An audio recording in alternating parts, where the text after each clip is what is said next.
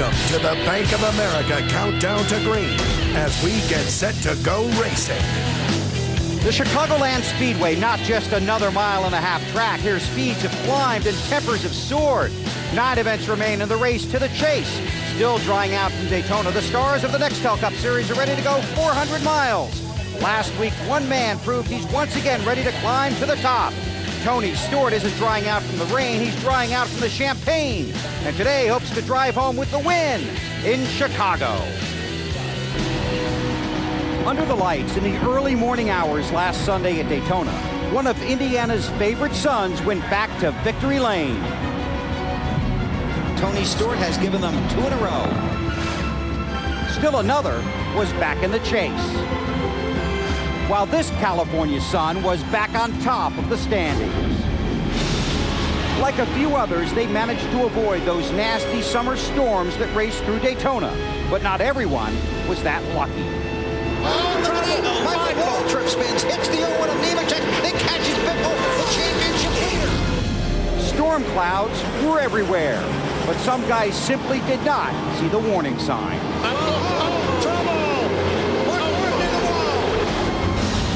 Daytona dreams smashed, a fond farewell washed away. Mark Martin's last ride at Daytona, going back on the flatbed. When the storm was over, Dale Earnhardt Jr. was safely back in port with a top 5 finish and hoping to ride the wave into the chase for the championship. Who won at Sonoma? His first victory of the season. Who won at Daytona? He's going to shut off the field. Who won last year at Chicago? Will the Tony Awards continue today? You'll see it all play out next on NBC.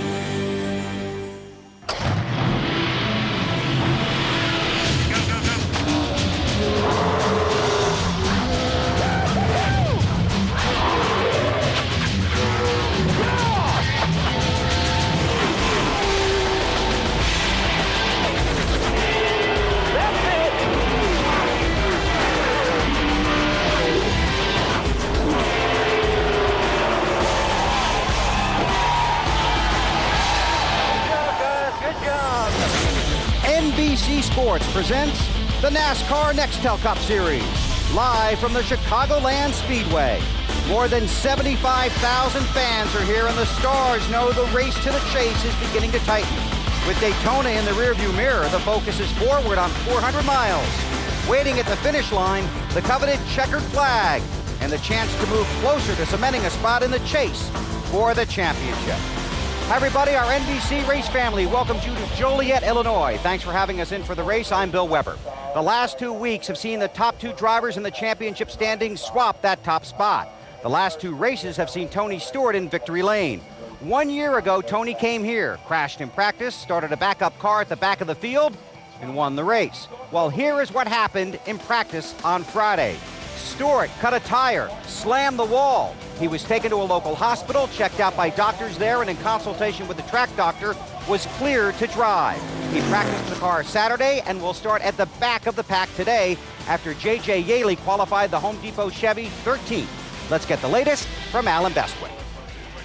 Here at the Home Depot Transporter with Tony Stewart. Tony, how are you? What hurts? And are you up to driving 400 miles in this 90-degree weather? I'm definitely up for driving it for sure. My neck's still a little sore and my back's a little sore, but we've had a lot of help in the last 2 days trying to get us ready to go, and feel a lot better than I did yesterday even, so I'm confident we're going to be ready. But I want to say hi to a couple guys.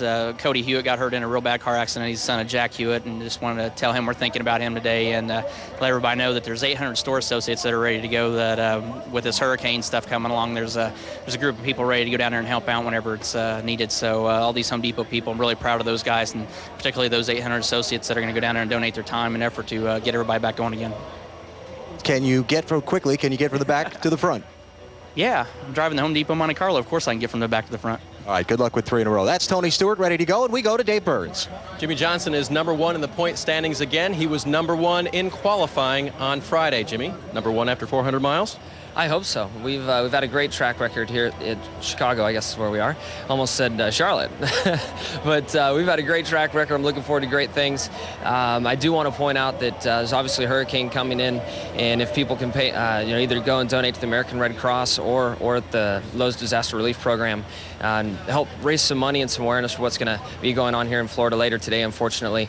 That's something that's been on my mind watching the Weather Channel this morning. But aside from that, we have beautiful skies here in Chicago, got a great race car, and I think we're going to be in good shape. I really do. I've got a very good driving race car, something I can slide around and have fun with, and I'm looking forward to it. And for Jimmy, NASCAR win number 1 came right here at Chicagoland in the Busch Series 4 years ago. To Matt Yoakum. Dale Earnhardt Jr. grabbing some shade with two of the Yates guys who are in the chase at this point, Jr. A big weekend at Daytona, tying your season's best finish of 3rd. Can you carry over that momentum to here at Chicago?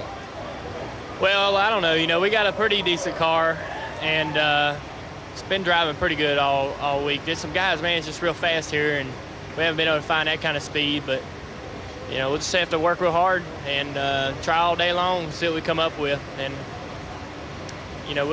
we got some other racetracks that we think we can gain on, and if we can come out of here with a top 10, man, we'd be real happy. And he's going to have 2 brand new race cars next week at New Hampshire and Pocono under the Steve Meal built philosophy, so we'll see how those compare there. To Marty Snyder.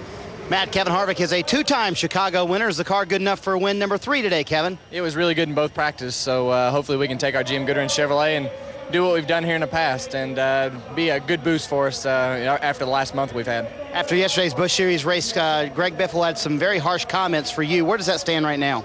Well, I talked to him last night, but obviously I think after hearing the word, it's just kind of an irrelevant point, so hopefully he can realize that and come to senses with what he had to say. Kevin won the Busch Series race yesterday that we just talked about. The last time he did that, Bill, he won the Cup race the next day, hoping for the Chicago weekend sweep today.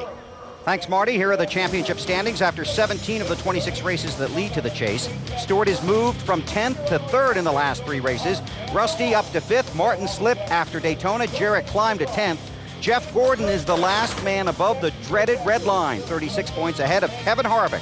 Earnhardt is now 16th, 106 points out of the chase.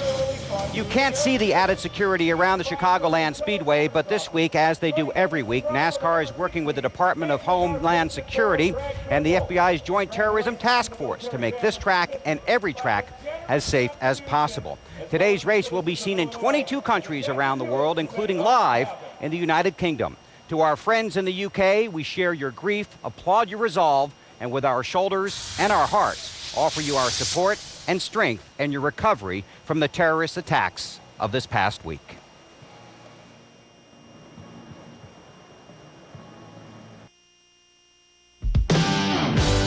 Tony Stewart, a native of Indiana, has always wanted to win in Indianapolis, but tonight he's going to shut out the field, and Tony Stewart takes the checker flag at Daytona.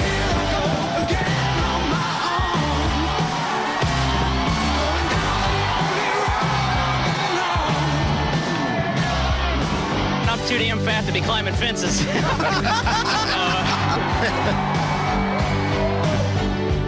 Man, that was great. Tony climbing the fence, the competition climbing the wall. 2 things a racer really wants: wins and respect. 35-year-old Greg Biffle has both.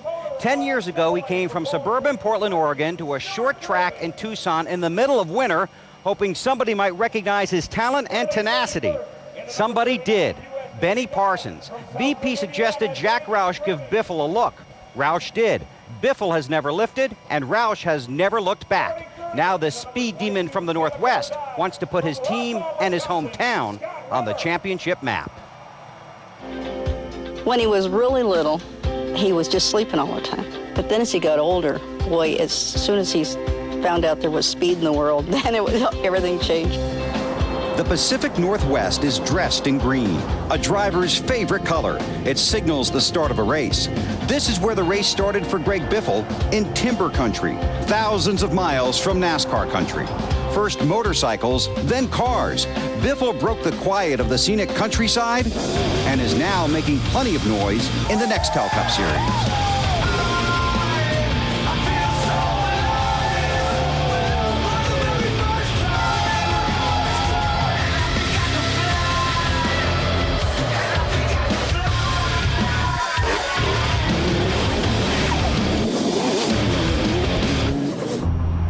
just like seeing an old friend then coming back here? I'll tell you what, it's tough to see because this is kind of where I cut my teeth. You know, this is where I grew up racing.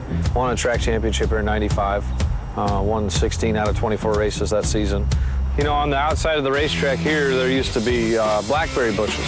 He came on the outside of me and came by me like another 25 miles an hour faster, and I'm going, there is no way that car is going to stick. And sure enough, man, I tell you what, he just drove that thing off of the end, and he was so deep into the berry bushes that, I mean, it took him a good hour to get him out of there. My suit wasn't the right color after I came out of it. They were blackberry, ripe blackberry bushes. So 3 weeks in a row, I ended up in the berry bushes, and they named them the Biffleberries after that. Biffle worked to race in the family steel business, in the car building business, in the restaurant business, but he still found time to get into trouble. He paid a few speeding tickets along the way? I think more like his mother. Yeah, he had a few. They had a picture of his car hung in the police department for a while, I know. Well, I know every time I drove his car into town, the cops would pull me over, you know, and say, "You're not Greg, you can go home." As a matter of fact, at one point he had so many tickets, his dad said he was not driving his Firebird anymore. So he took it to the shop building down there, took the forklift and set it up on the mezzanine. And there it said like a Tonka toy because he just would not slow down. He backed up to the doors of the gymnasium they had open for a basketball game, proceeded to power brake the car and fill the gym full of tire smoke and left. All the smoke somehow went inside the building through the doors and set the fire alarm off, and it was not good. What'd they think in the gym? They evacuated. They thought it was on fire. I think I got suspended for that. It wasn't a very good one. For more than one day? Yeah, a couple of days. I think I got kicked out of there for 3 days. Biffle chartered a boat on July 4th, his first visit home in 20 months. There's a lot of smooth sailing around Vancouver, Washington, and the crew of this ship hopes their captain is on course for the championship. Yeah, the Northwest, Portland, Vancouver, Camas metro areas, we're all on board. We're really gunning for that championship this year. Yeah, everybody all the way from Alaska. I was up there fishing 2 weeks ago. And even the skippers on the boat taking us out halibut fishing were, you know, they were talking big about him. You know, he's their driver. You know, I kind of thought of it when I was going through all this in my mind, what I could do to give something back to these guys that helped me get my career started and made so many opportunities for me. And it's important to me because I don't want to forget where I came from. And Greg, I know all those people who are on the sailboat with you on July 4th are really pulling for you this weekend. Let's talk about the race car. In the first practice, excellent. Second practice, not so good. You concerned? A little bit. You know, we lost the handle a little bit in the second session. The first one, we the good old chassis 275 going to win again. But, you know, we still look like we're a top 5 car for sure. So that's exciting for us. But, you know, we want to win. It's in our blood. We've won a bunch of times. And just can't wait to get back to victory lane, and hopefully we'll just have a good, solid run here today. You had some disparaging comments for Kevin Harvick yesterday. Where does it stand in your mind today? Well, we talked about it in the motorhome lot yesterday, and, you know, I just thought that, you know, Kevin would be able to pass the 41 with only having 5-lap tires and the 41 being on 60-lap tires. I just didn't see him. You know, I didn't figure Kevin's car was too loose to get by him, and Kevin came to me and said, you know, hey, I couldn't pass him.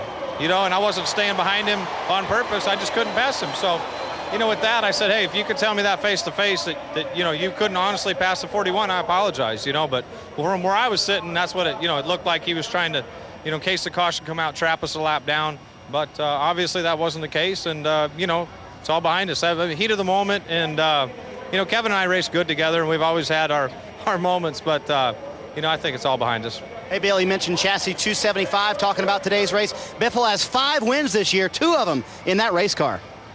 Thank you, Marty. 27-year-old Casey Mears chasing his second top 5 finish of the season, has his second best qualifying spot of the year.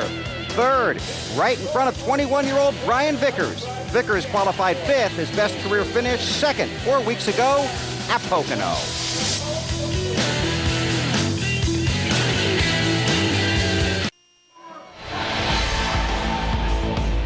Bank of America Countdown to Green, brought to you by Bank of America, higher standards.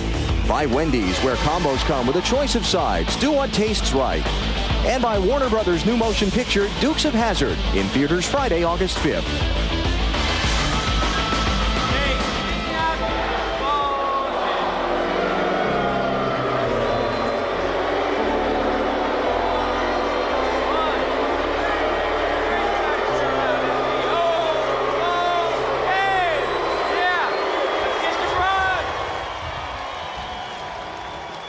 And Jeff Gordon introduced just a few minutes ago, a reception you might expect. Gordon has shown a great sense of humor about his day at Wrigley Field. He knows an appearance on American Idol is not in his future. A race is, and Alan is with him. Yeah, Jeff, nobody's asked you about your singing this week, right? It's been kind of under the weather. Yeah. Nobody's talked about it at all. I'm looking forward to getting that Cubs curse out from underneath us, so hopefully this weekend. Let's talk about 1.5 and 2-mile racetracks. Statistically, they've kind of been a weak spot for your team this year. Are you strong enough today to fix that? Well, I certainly hope so. We, we've definitely struggled at some places in 1.5s. We've been hit or miss. We got a pretty decent lap there qualifying. And, I'm so proud of these guys at this DuPont Chevrolet of how hard they've been working. I mean, they just, continue to believe in me, and we're working together to make gains. And we've got teammates to work with to make those gains. So hopefully it all happens and we can get up there and battle with them today. I have no idea. This is a great track, and we've run well here. I hope we can today. Good luck today. Jeff Gordon. Bill? Thank you, Alan. Thursday night here in Joliet, there was a charity softball game to benefit the Victory Junction Gang Camp. It was a mix of drivers, members of the media, some celebrities, and a ringer. U.S. Olympic gold medal winning pitcher Jenny Finch. On Friday, she took a swing at playing ball in Wally's world, where the strike zone is a little larger, and with Wally at the wheel, there is never a no-hitter.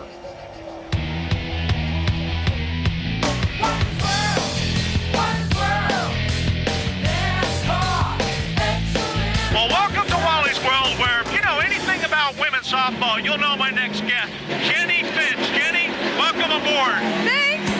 Now, you're on the cover of Sports Illustrated this week. That's very cool. Very cool, yes. I'm supposed to be on it next week. You are? Yeah, not really. Have you ever been here before? No. Well, it's a 1.5 mile tri-oval, and this track's a lot like Texas and Atlanta. You're really fast going into turn 1, and you lift a little bit, and you try to get down to the bottom, but you try to get on the gas as fast as you can. What to you is more prestigious, the cover of Sports Illustrated or riding with Wally World? I take that as Wally World. That's it. I want to face you in the box. I'm giving you some shit music. Well, that's it. I hope you enjoyed the ride. Absolutely not. Absolutely. I'm enjoying it now that it's over. And I brought you a gift. I don't know why I brought you a gift, but I did. The Chicago Bandits jersey of mine. Thank you. I'm a size 8. Is that a size 8? Great. Yes. And this is what I really like to give you after that ride. Oh, hey, thanks. My fastball to the head. I deserve that. Carl Edwards has slipped to 12th in the championship standings. He starts 21st. Next to him, Jeremy Mayfield, who was 12th in Daytona.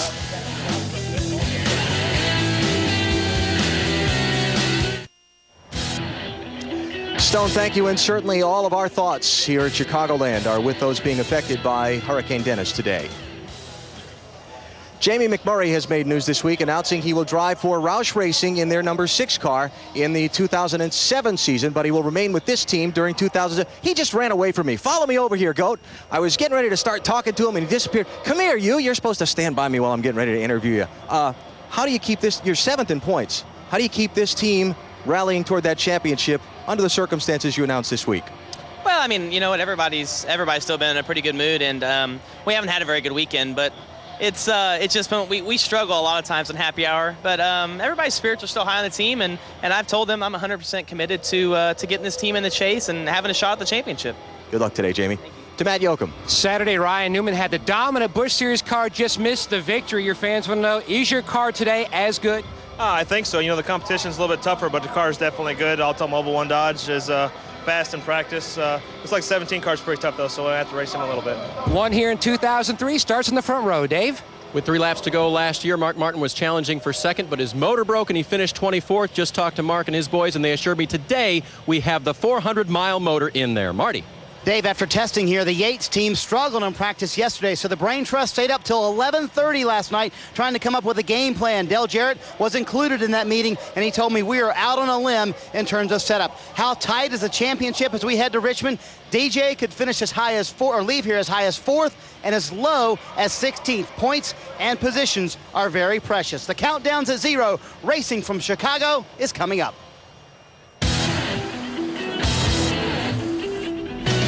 This has been the Bank of America Countdown to Green. Let's go racing. NBC Sports is live at the Chicagoland Speedway. Let's go trackside and join the pre-race ceremonies. Ladies and gentlemen, will you please rise and remove your hats as the Mad Ghost of H&S Company and Weapons Company 2nd Battalion, 24th Marines, Chicago, Illinois, presents our nation's colors. Please remain standing as Kenny Crosswhite from Motor Racing Outreach delivers today's invocation. Father, we pause now to acknowledge your presence. We thank you for your provision of all our needs. We pray for those that are in deep need today, enduring the aftermath of storm and acts of terrorism. Father, we ask for your protection today, protection for those that serve in our armed forces throughout this land, protection for those that are here to celebrate competition and those that are here to compete. Father, we ask that you would help us to live under your authority. We ask it in Jesus' name. Amen. Ladies and gentlemen, please welcome 6-time Grammy Award-winning record artist and star of stage and screen, Toni Braxton, as she performs the national anthem. Oh, say, can you see by the door's early light what so proudly we hail at the twilight's last gleaming, who brought stripes and bright stars through the perilous fight? O'er the ramparts we watch, we're so gallantly streaming, and the rockets' red glare, the bombs bursting in air, gave proof through the night that our flag was still there. Oh, say does that star-spangled banner yet wave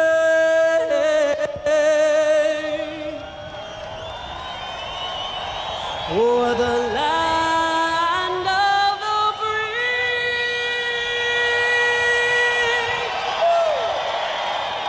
and the home of the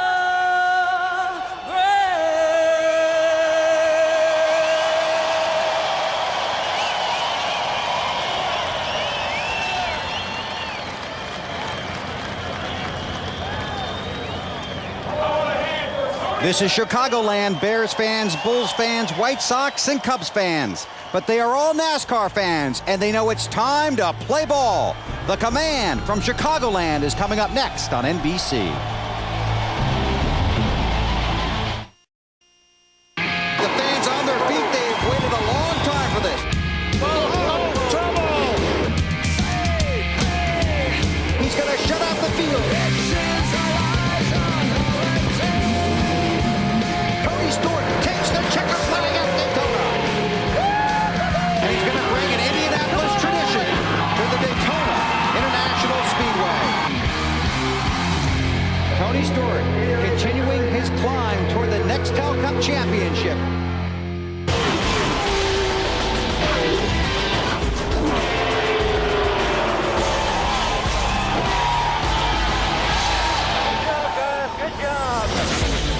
NBC Sports presents the NASCAR Nextel Cup Series. Live from the Chicagoland Speedway in Joliet, Illinois. More than 75,000 fans on a sunny and hot Sunday afternoon. Temperature in the low 90s, not a cloud in the sky, not a chance of rain. Hi everybody, Bill Weber along with Wally Dallenbach and Benny Parsons. Thanks for having us in for the race. This is a very fast track. This should be an exciting race. The pole record was broken here. In fact, the top 6 qualifiers broke the old track record. But Wally, here it's not enough to be fast. You have to be out front. You really do. This place shows time and time again that track position is very, very important. Strategy gets you there sometimes. Sometimes it's more important to have track position than to get 4 fresh tires. And we've seen it here in the Busch race and a lot of the Cup races. But there's a big if attached to that, BP. That's right. The car has to handle. Otherwise, strategy does nothing for you. If you go in the corner and that car wants to continue straight, you got a problem. You got to come in. Also, if the car wants to do that, wants to get loose going in the corner, you've got to come in. You've got to change tires and make the adjustments to get the car handling. Otherwise, strategy doesn't do you any good. And it was an interesting morning in the garage. Not a lot of guys happy with their cars. No, there isn't a lot of crew chiefs that are very happy. They haven't found that balance. And this racetrack is all about balance because it's so fast. And all the tires are getting so hot. All the teams this morning putting hoses on their tires to try to get the tires cool enough to last for a pit stop. And just about everybody scuffing tires in practice yesterday here at Chicagoland. We'll see what happens. 43 cars, Tony Stewart going for 3 in a row. The fans are standing by. Let's take you trackside and get the command here at Chicagoland. Ladies and gentlemen, please welcome number 23, Ryan Sandberg, former Chicago Cub great and Hall of Fame inductee, as he gives those most famous words in motorsports. Here's to a World Series in Chicago. Gentlemen, start your engines.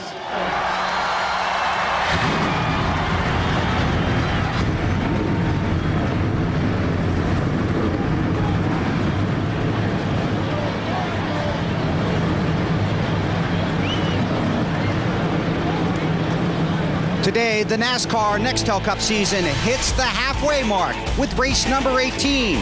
43 drivers looking to go all the way, 400 miles, and pick up the checkered flag at Chicagoland.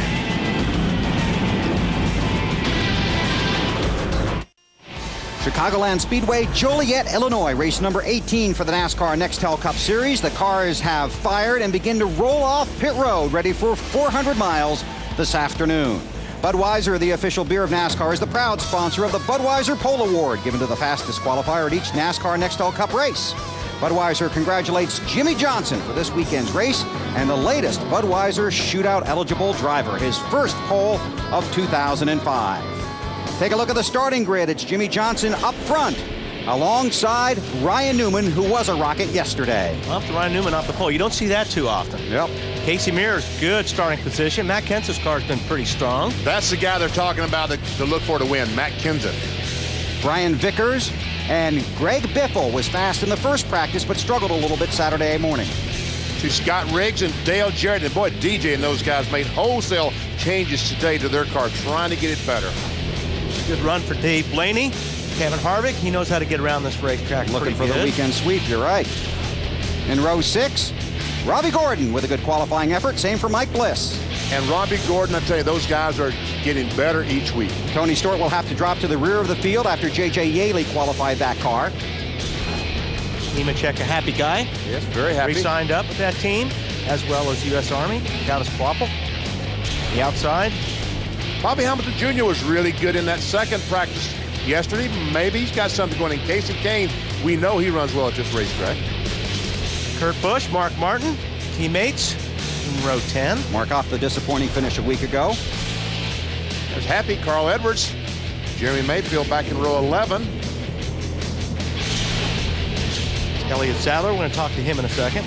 Kyle Busch. Another car, yeah. Another car they talked was really fast, Kyle Busch. Dale Earnhardt Jr. is back in row 13, along with former series champion Bobby Labonte. Michael Walsh have been Dale Earnhardt Jr. teammates, and they're starting to share more information, and Jr. feels like it's going to help his car get much better. Kyle Petty and Scott Wimmer, row 15. Both those guys looking for a good run. Boy, Wimmer needs some good luck, doesn't he? Yeah, sure does. David Stremme making his Nextel Cup Series debut today. About 90 miles from his hometown of South Bend, Indiana. Stuart Kirby out of Bowling Green, Kentucky. A couple of the veterans. Yep. Rusty Walsh, Terry Labonte. They got their work cut out for them. So these two. Yeah. Jamie McMurray, next season, still where he's at. Then a year from now at Roush. Carl Long, Sterling Marlin back in row 19, and in row 20, Kevin LePage and Jeff Green. Row 21, Ken Schrader. Career start number 650 for Schrader today, alongside of Mike Wallace. who had a great run in Daytona last week, and Jason Leffler, 43rd. And this is a list you don't want to see. B.J. Jones, Mike Garvey, Wayne Anderson, and Kenny Wallace did not qualify. Mike Wallace and Tony Stewart to the back. Wally. Let's see if we can get a hold of Elliot. Elliot, this Wally up in the booth. Can you hear me? Yes, sir. Loud and clear. Well, you guys have been struggling a little bit this weekend. What do you think about your car? Yeah, we made a lot of changes to it this morning. We think we found out what was going on. We had a spring kind of rubbing against the bucket a little bit. So Todd and the guys made some good adjustments and kind of put the car back kind of like we had it here last year. And this car's been good to us, so we'll see, Wally, what we got. I learned a lot during the Busch race yesterday. We had 2 good grooves of racing. We'll see what the Combo Sports got. You guys, obviously there's a lot of guys in the field right now that are having some tire issues. Has your team seen any of that? No, we've been okay so far, Wally. The guys do a good job with the shocks as far as taking care of the tires, and I'll try to do my job in the car. NASCAR's talking about throwing a yellow around lap 25 just to make sure nobody's seen any problems today. At least till we get some good rubber down, get it nice and slick, we're going to take care of the tires a little more. All right, man, we'll be watching. Good luck. All right, you guys have fun in the air conditioning up there. Okay. We definitely will. Final stories from pit road. Dave. It has been 50 races since Matt Kenseth last won a race. That's a long drought for our 2003 Nextel Cup champion. But you know, last week in the rain delay, Matt told me that his cars were improving, and I guess so. He qualified extremely well, 4th on Friday, and he was a top 10 car in final practice. Factor in Matt Kenseth today. Marty? Dave, win or lose, today caps a very good week for Joe Nemechek. On Wednesday, he signed a 2-year contract extension with his race team, the number 01 team with the U.S. Army, also signing on board. The negotiations took 10 minutes. He went in. Jay Fry said, here's the contract. That's the general manager. He said, looks good to me. Signed it. He also won the race at Kansas last year. Joe, very confident heading into this race. Matt? Throwback colors today for Rusty Wallace, who tries to continue his strong push in the points. The past 7 races, he's climbed up to 5th. Now, he's one of the sentimental favorites for the championship. If he can do it this year in his final season in Nextel Cup, he'll set a record, the oldest champion in series history. That would beat his hero, Bobby Allison. The car looks strong, although he starts 33rd. Alan?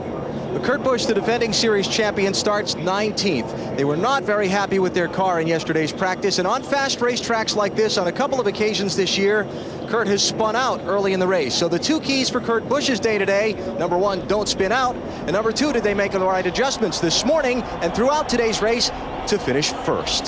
Thanks, Alan. We're about to find out. 43 cars, 400 miles at Chicagoland. The green flag is out on NBC.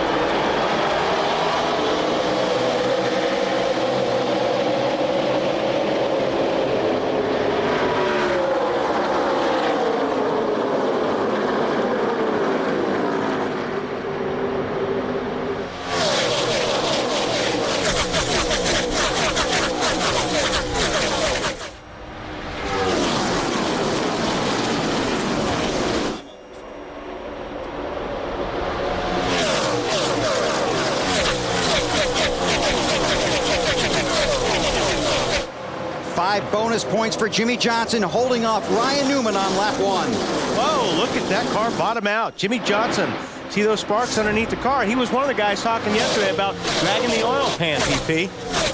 3 wide behind them. That's Ryan Newman in the 12 and second. Kenseth on the move. Going by Casey Mears in 41 at Kenseth in 17. And Biffle in 16 goes up the hill, opening the door for the 17. And here's a battle for the lead is Ryan Newman. The 12 car takes the lead. And 5 bonus points for Newman. Those pressures, tire pressures may be a little bit low in that 48 car right now. If that car's bottoming out, it's upsetting the car when he gets into the corner. So Jimmy Johnson may just be chilling out here for a lap or 2 to get those tire pressures up. That's Brian Vickers in the 25 inside of Biffle. Newman had an outstanding car in the Busch race yesterday. There was some concern in the garage by the competitors that if he got out front today, it could be a replay. He could be very strong. Biffle hanging up. He's hanging on the outside pretty good. Marty. Wally, before the race started, something happened to the thermostat that regulates the oil temperature in the 16 car of Greg Biffle. When Biffle got in the car, started on his pace laps, the oil temperature was pegged. There is a little bit of concern in the 16 pit. I just talked to Doug Richard, the crew chief. He said it should not be an issue for the race, but they are slightly concerned about it in these early laps. Marty, if you remember at Dover a couple of years ago, Mark Martin, a teammate to Greg Biffle, in line for qualifying, his oil caught on fire. He got so hot. Not good. Keep an eye on that. Hopefully it's a bad gauge. Yeah. That's what you're hoping sitting in the seat, yeah, right? Exactly. Are you tapping it? You do tap it if you can reach it. Tell you what, Tony Stewart started last, but he's working his way. He's up to 35th already. Matt, has he said anything yet? BP, the radio's quiet. Now, Greg Zipadelli told me this morning the goal is just a top 10 day. Try to get this car to the top 10 by the final segment, meaning the final 50 or 60 laps. But he stressed to Tony last night and this morning, pace yourself. Don't overdo it trying to race the front. Let's not make this a bad day. Let's make this a big picture good day. The car looks pretty good, Matt. Working the traffic right now, and that's one thing that's hard around this racetrack is once you're in traffic, normally your car doesn't work very well, but Tony Stewart seems like he can go where he wants. Inside of Sterling Marlin in the 40. That's where he wants to go right now, huh? And he did it. But here comes Sterling back, getting that run on the outside, and not so fast, Tony.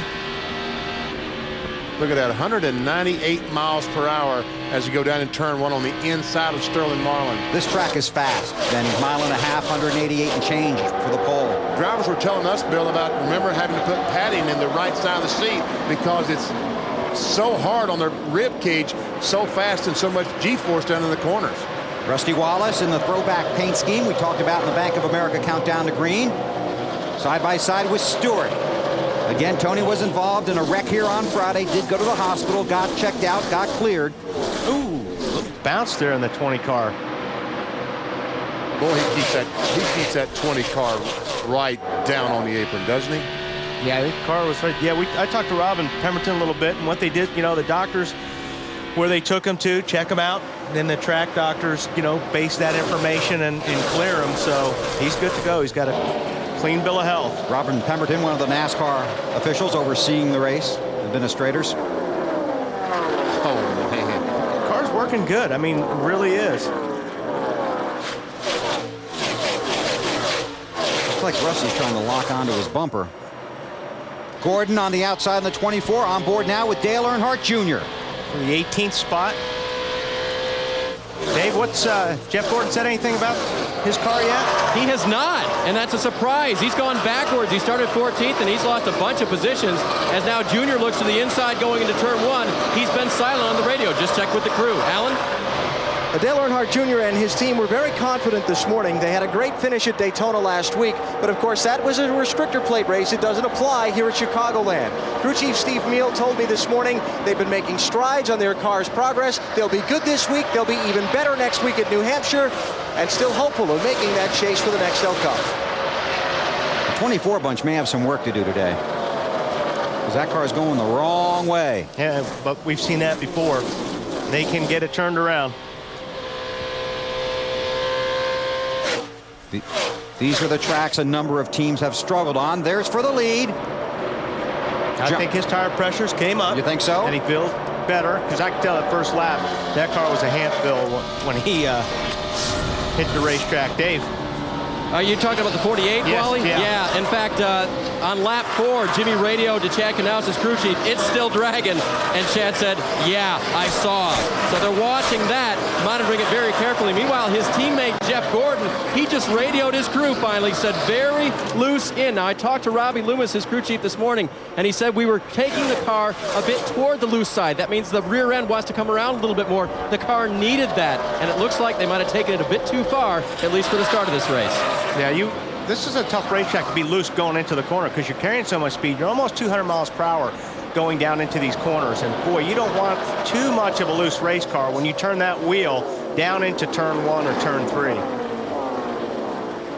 Johnson continues to lead. We saw Matt Kenseth make the move into second around Newman. This is the battle for fourth. Casey Mears in the 41, trying to pass Biffle in the 16. Actually, I think it's the other way around. You think so? You big dummy. Remember, Biffle had fallen back. Come on, Bill. Wake up. There's the guy that's fast, 17 of Kenseth. Another guy on the move is Carl Edwards, too. Whoa. Travis Quapple there. onto the apron. And one of his owners celebrating his 50th birthday today. Not happy birthday. Looks like he's got engine problems by the black smoke coming out of the pipes.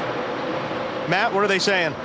He keyed the mic and told Shane Wilson, the crew chief, he thinks he has something amiss with the motor. Maybe he lost a cylinder. That's tough. Early in the race, Jimmy Johnson continues to lead over Matt Kenseth, Ryan Newman, Greg Biffle, and Casey Mears. NASCAR looking at a mandatory caution at lap 25 when we continue from Chicagoland.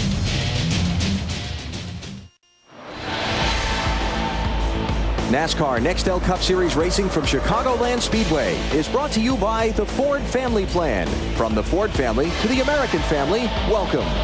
By Nextel. Enter the Nextel Race to the Chase sweepstakes for a chance to win $250,000. By Diet Pepsi. Light, crisp, refreshing. And by RE/MAX. Outstanding agents, outstanding results. 19 laps completed under the green flag in Chicagoland. Jimmy Johnson continues to lead Matt Kenseth and Ryan Newman.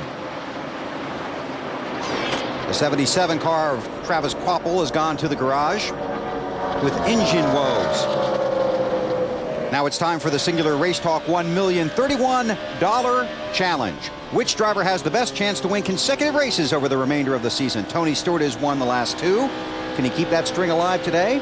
Or can somebody else put together back-to-back wins down the road and help their chances in the race to the chase? To vote, text the word RACE to 191 on your Singular wireless phone, or go to NASCAR.com. You'll also be entered for a chance to win $1,031. I'll be right back. Yeah. Where do you enter? Now, don't forget, guys, we're going to be getting a yellow here in a couple of laps. Yep. Take a look at these tires. Here comes Junior, that 8 car on the inside of Robbie Gordon as he continues his march towards the front. That's a battle for the... He's 15th. 15th. Yep. Junior started 25th. Carl Edwards has really made a strong move. He's up to 9th. He started 21st, I believe. Yeah, that's right. Yeah. He's another guy that had a good car here yesterday in the Busch race. Yes. It's Junior with Robbie Gordon behind him. Robbie Gordon sliding up the racetrack there. That looks like a little bit of a handful as Kyle Busch takes that opportunity to pass underneath.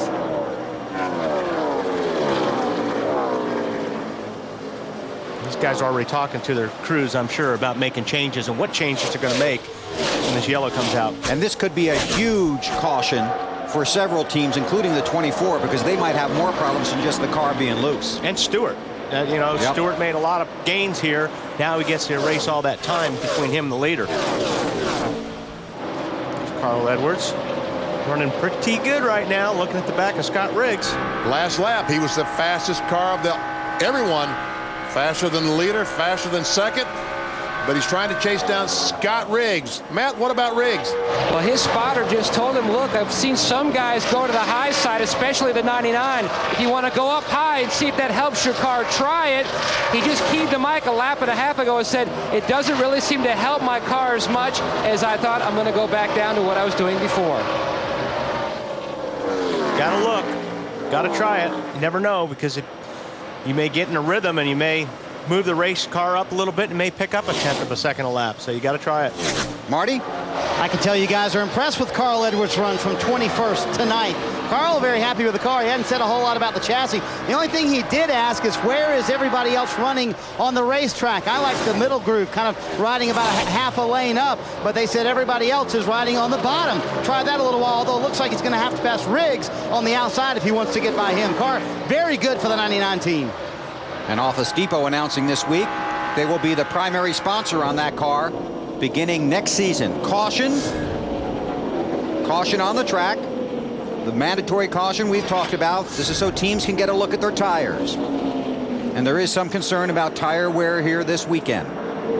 Tires are getting very, very hot. Talked to a group of Goodyear engineers today, and they're really confused why the tires aren't wearing more this week. They just aren't getting any wear, and when the rubber doesn't come off, then the heat builds up. And what's tricky with some of these teams are their cars may be tight or may be pushing, and they're blistering the right rear tire. So it's like when a driver feels that, he's like, we need to loosen this car up. But you can't because your right rear is already blistering. So it's really, really tough to make adjustments. And that comes from sliding the tire on the track? On the track, yeah. That'll wear them out in a hurry. 42 cars currently on the lead lap. Only the 77 that has gone to the garage. Not on the track. So Jimmy Johnson, Matt Kenseth, Greg Biffle, Ryan Newman, and Kevin Harvick, the top 5. Johnson has led 17 laps so far, and 9 for Greg Biffle, or I'm sorry, for Ryan Newman. I'm sure Biffle's crew will be interested to hear from their driver what his gauges are saying. Yes. Did the oil temperature gauge go down once he got on the racetrack? We got it disconnected from the generator. So pit road will be a very busy place. Jimmy Johnson leads him down. Matt, start us off. The defending winner here in Chicago says the car is a little bit tight. Now Greg Zipadelli look to see if a crew member pulls the spring rubber out of the left rear to help free that race car up. The car was strong, it just needs a little bit of work.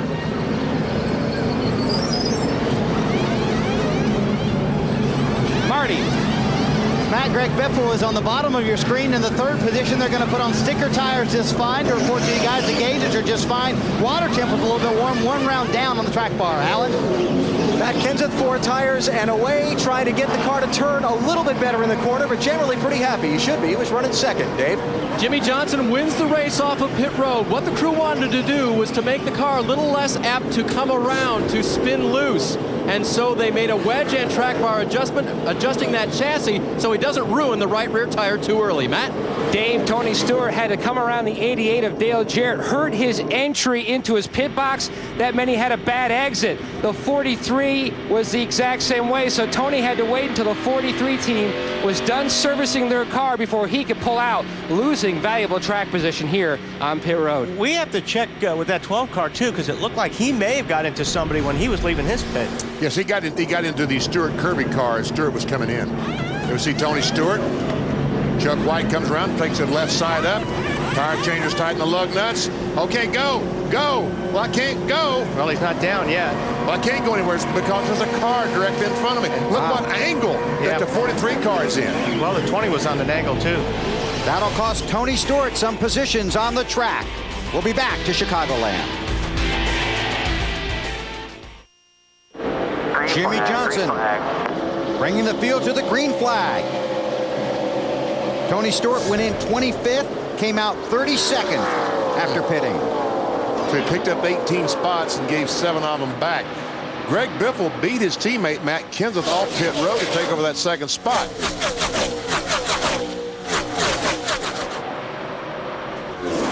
Harvick comes down the bottom underneath Brian Vickers. Took that spot away. Yeah.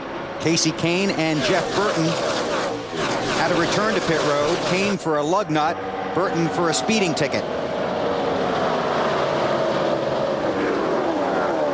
His 5 car, Kyle Busch. And there we see the lead. Battle for the lead is Biffle, the 16, under Jimmy Johnson. Matt Kenseth said, okay, I will follow. Maybe, okay. Biffle takes the lead in the 2nd. Marty, what about the pit stop of the 16?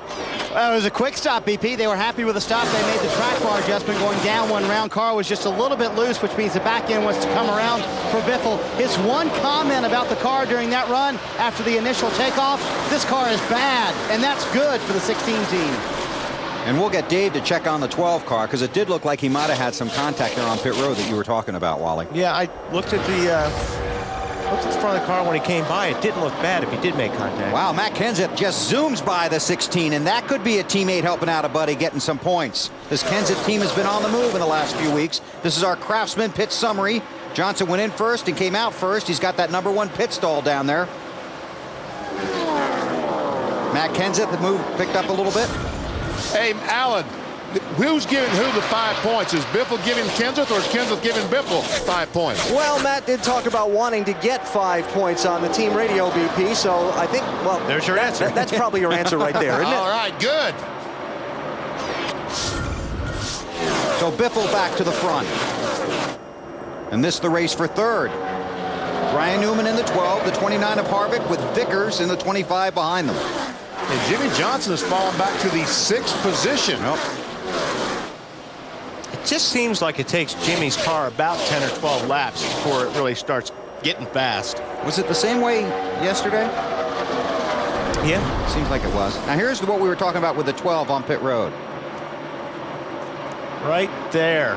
We see Ryan get into him. Yeah, and he knocked that right front fender in. I'm surprised it isn't rubbing the tire. And did he lock up that right front too? That was after. That was as Ryan was leaving pit road, so he'd already pitted. Dave, what do you got? Don't know about the tire lockup, Bill, but they did talk about it over the radio, and they reasoned that they did not have a tire rub. That was under caution, so of course they were interested in seeing the video we just showed. They will monitor that very closely. In fact, crew chief Matt Borland said have right side tires ready. So far, it's okay. You certainly don't see any smoke coming off the 12 car as he goes in the corner. But he is losing positions. And I tell you, folks, I am not a fan of having 35, 36 cars on pit road at the same time. They somehow, some way have got to limit the amount of cars that come down pit road. There's no point in Ryan Newman's day being ruined by just too many cars on pit road. Jimmy Johnson to the inside of Newman. I think Newman, normally if he hurt that fender, the car's probably pushing a little bit. He's not getting the front downforce that he was before he made that contact, so that could be hurting him. Carl Edwards, the 99 car, continues towards the front. Greg Biffle up front continues to lead Kevin Harvick, Matt Kenseth, Brian Vickers, and Jimmy Johnson. Biffle 5 wins this season. The Pacific Northwest watching the Biff, seeing if he can get number 6 today from Chicagoland. Beautiful day in Joliet, Illinois. The NASCAR Nextel Cup season hitting the halfway mark in a packed house here at Chicagoland with Greg Biffle out front, and Kevin Harvick has moved into 2nd place. Harvick was in victory lane yesterday in the NASCAR Busch Series race. Biffle finishing 2nd, followed by Newman, Edwards, and Mark Martin. It was a good day for the Nextel Cup guys going across the garage. And here is a look at the championship standings in the Busch Series. Martin Truex leading by 17 now over Clint Boyer. Reed Sorensen had a real up and down day. Read that again. 72, what'd I say? 17. No, it's 72. That's what I thought. Thank you. Big Just wanted to see if you were listening. So Greg Biffle lost the championship lead last week, but is leading the race here in Chicagoland. Let's take you through the field, starting with Greg Biffle, who's up front, and Marty Snyder's got him today. Yeah, and he lost the championship lead by finishing 36 at Daytona. Wants to erase that memory, doing a good job so far. They had a small blister in the right rear tire when they came to pit road. Very happy with the car. They did say, oh yeah, by the way, Kevin Harvick's right behind you, remembering what happened yesterday. Alan? Yeah, I talked with Kevin Harvick in his transporter this morning. He's been in kind of a slump. He's lost 7 places in the championship in the last 3 races. He's 14th right now. Kevin reporting his car very good, very confident in coming out of here with a good finish today and ending that slump. As for Matt Kenseth, not a bad day so far. His tires look good according to crew chief Robbie Reiser off that first pit stop. He got his 5 bonus points, and he knows he'll gain maximum points to stay in that championship hunt by winning today, Marty. Alan, well of a run for Carl Edwards so far. Started 21st up to the 4th position. Car's a little free to start, which means it's loose, but he said it's outstanding in the middle of the run on the last pit stop. 4 tires, no changes. For the car, Brian Vickers' car has been a little bit loose to start with, just like Carl Edwards, but in the end run, he gets way too tight for Vickers. They had a great pit stop, got him a little track position. He's up in the 5th position right now. Dave? One of the things crew chief Chad Knaus told Jimmy Johnson after his pit stop was take care of that right rear tire. Be easy on the tire. So when he got shuffled out and moved back, he took it easy on him. So they're not really worried right now in the 48 camp. The 12 car of Ryan Newman, they were checking to see if that was a problem on the right side with the tire rub. They don't believe so. They made minor adjustments on the car to try to help him during that spot. 99 went by, Alan. Yeah, Kurt Busch on the move. Remember, crew chief Jimmy Fennick, I talked about just before the start of the race, thought they had about a 15th place car today. Well, for a 15th place car, they've adjusted on it, and Kurt's driven it up to 7th place. As for Kyle Busch, he started this race in 24th spot. Kyle had a miserable day yesterday in the NASCAR Busch Series race, but he's driven himself all the way up into the top 10 today. Kyle Busch running 9th. Dave? Casey Mears has fallen back. His car just did not want to turn in the center of the corner, and he lost a lot of positions. They made just a minor adjustment on the first stop, though, kind of waiting to see on the car. Just air pressure change in those 4 tires for Casey. Matt? Just outside the top 10 is the 88 of Dale Jarrett, the 99 Cham. Now, he's really been on a roll the past 2 weeks. Back-to-back top 5s. He's climbed from 15th to 10th, but fighting a tight condition, the crew adjusted that. Mark Martin, his final full-time season in Nextel Cup, working all over DJ's back bumper. He feels like the chassis adjustment they made over-adjusted the race car as he makes the pass on the inside, trying to work his way into the top 10. Marty? Matt, you remember the last mile-and-a-half racetrack that we ran at? That was the Lowe's Motor Speedway. Joe Nemechek certainly remembers. He was 8 laps from the win when he cut a tire down. Joe using the high line because the race car is a little too tight. Doesn't want to turn for him, but he is passing Dale Jarrett, moving into the 12th, 13th, 12th position, as you see right there. Michael Waltrip now behind DJ, trying to go around him as well. Also having the same problem as Nemechek, trying to run that high line because his car, too, tight, doesn't want to turn. Alan?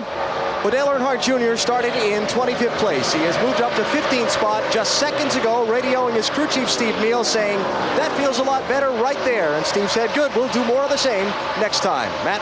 Now, this morning I spoke with Eddie Wood, the co-owner of the 21. He said they feel like this is the best race car that they have had all year. The best race car since Ricky finished second to Joe Nemechek at Kansas last year. He's working just outside the top 15. Marty?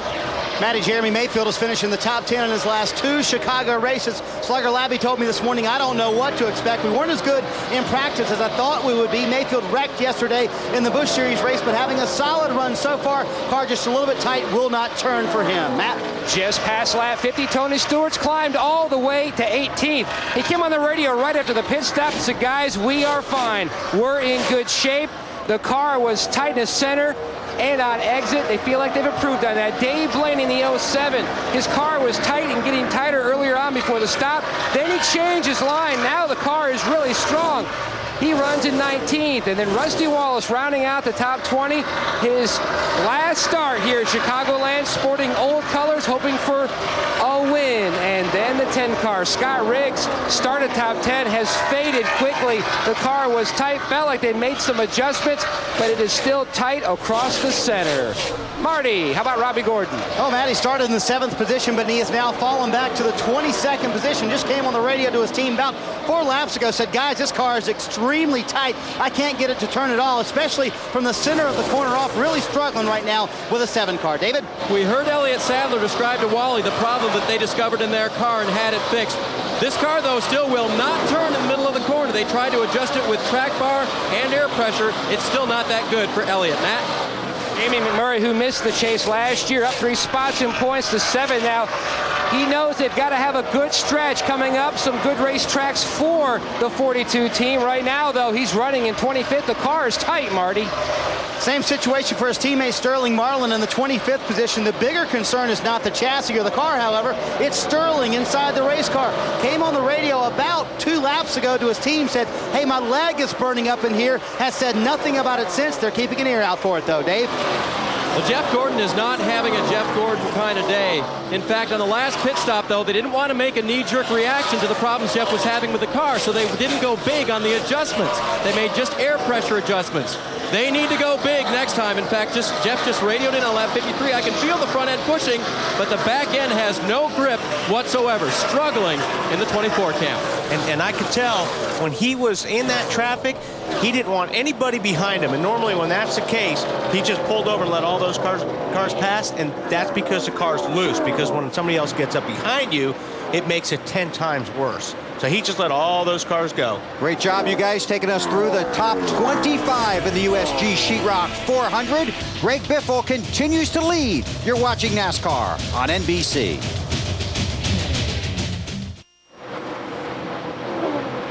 "62 laps are now complete at the Chicagoland Speedway. Greg Biffle continues to lead. Matt Kenseth, Kevin Harvick, Carl Edwards, and Jimmy Johnson.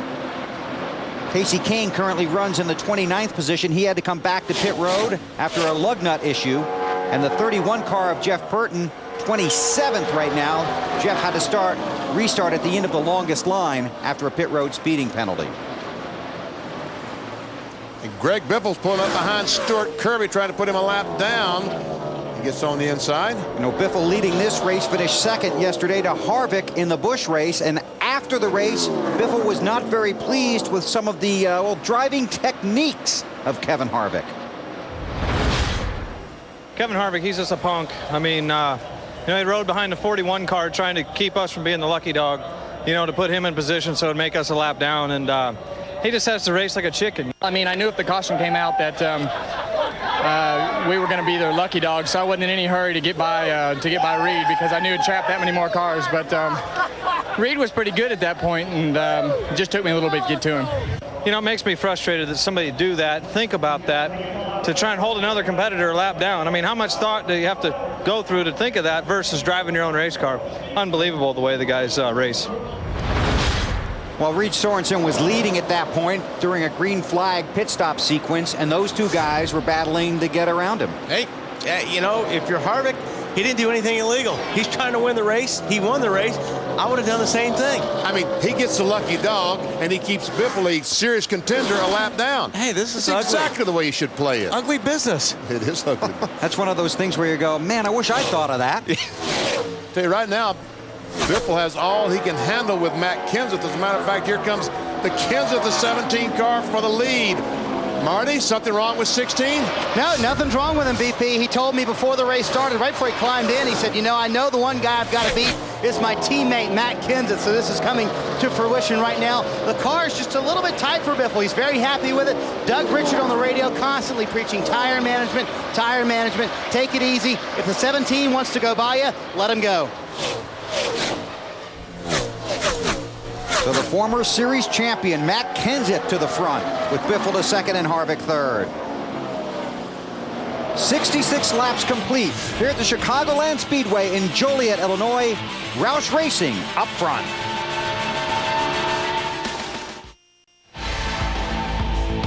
NASCAR Nextel Cup Series racing from Chicagoland Speedway is brought to you by Chevy, the winningest name in racing, and American Revolution.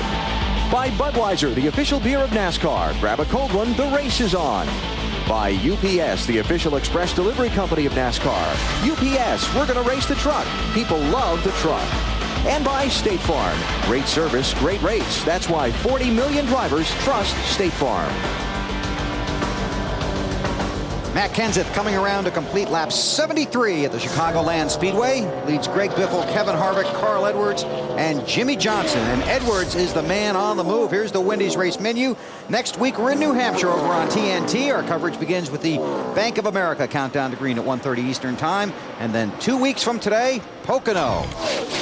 Then we move on to the Brickyard and we return to NBC. And then the road course at Watkins Glen. Our Wendy's race menu. NBC and TNT taking you to the checkered flag at Homestead and the new Nextel Cup Series champion. You've been watching Carl Edwards, right? I have. Good. The problem with Carl Edwards, the dreaded arrow push. He's caught the 29 car, but now if he gets close enough to him, he gets that arrow push behind the 29, not able to get it off the corner, turn it off the corner. You see him moving up the racetrack. Right. He's trying to get away from that. He's trying to find an area where it's not going to affect his nose. And if the 99 gets around the 29, that'd be a few more points for Carl Edwards. And last week, after his disappointing finish, he was trying to figure out exactly where he was in the championship race. We got on the plane after Daytona, after we crashed our Pennzoil Ford the other week. And I was sitting on the plane, I was looking at the point sheet, and I started to do a little math, and my crew chief, Bob Osborne, looked at me and he says, don't torture yourself, don't do it, And it's like, man, we left there, I think, 12th. We would have been 7th if we would have finished in the top 6. And, man, it's something that you can't pay too much attention to it, but, man, it's right there, and it is an elevator, that's for sure. We've been riding it. They've been up and down on that elevator. A couple of weeks ago, they were 4th, now 12th in the championship standings. And they get by the Kevin Harvick car, both Jeff Burton, 99 car of Carl Edwards and the 48 of Johnson. Right. This is right about the time we're going to see some tire issues like Carl Long just had a right front go down. So this is right in the time where these guys have run enough laps on these tires. We could start seeing some problems. The 44 car of Terry Labonte going to the garage with a broken shock, we're being told. So a disappointing day for Terry, the two-time series champion. On board with Edwards.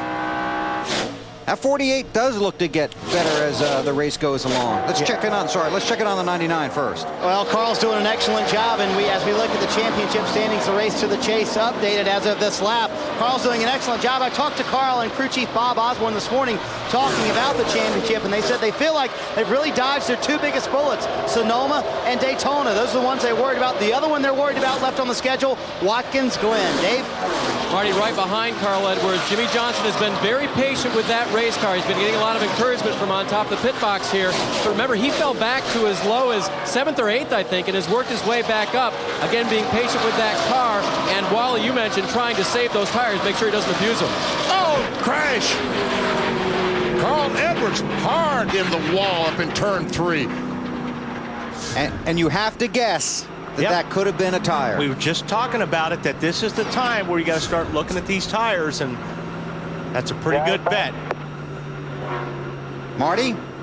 I want to go to the pit road, Bobby. He had just told the guys, Bill, I need to come in. We're about 2 laps from pit stops. Bob Osborne had told him, the crew chief, but obviously that was the right front for Carl Edwards. They had said nothing about it, so obviously it gave him no indication either, because he said nothing on the radio about a tire possibly going down. And he cut across the grass so he could get, well, he's going to go to his, is he going to the pits, or he's going to stop on the backwards? Yeah. They're going to close pit lane for that.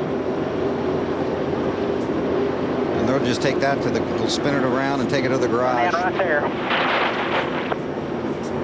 I can't believe he can steer the car. I can't either. Man, he pounded that wall. He knew he wasn't going to make it another lap, didn't he? That's why he took the shortcut across the grass. Take a look. Just keep your eye on the right front. You really didn't see anything happen, but it definitely went down. When a car shoots up the racetrack like that,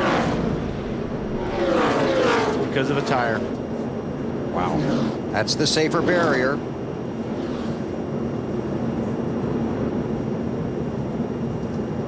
Let's go on board with him and listen.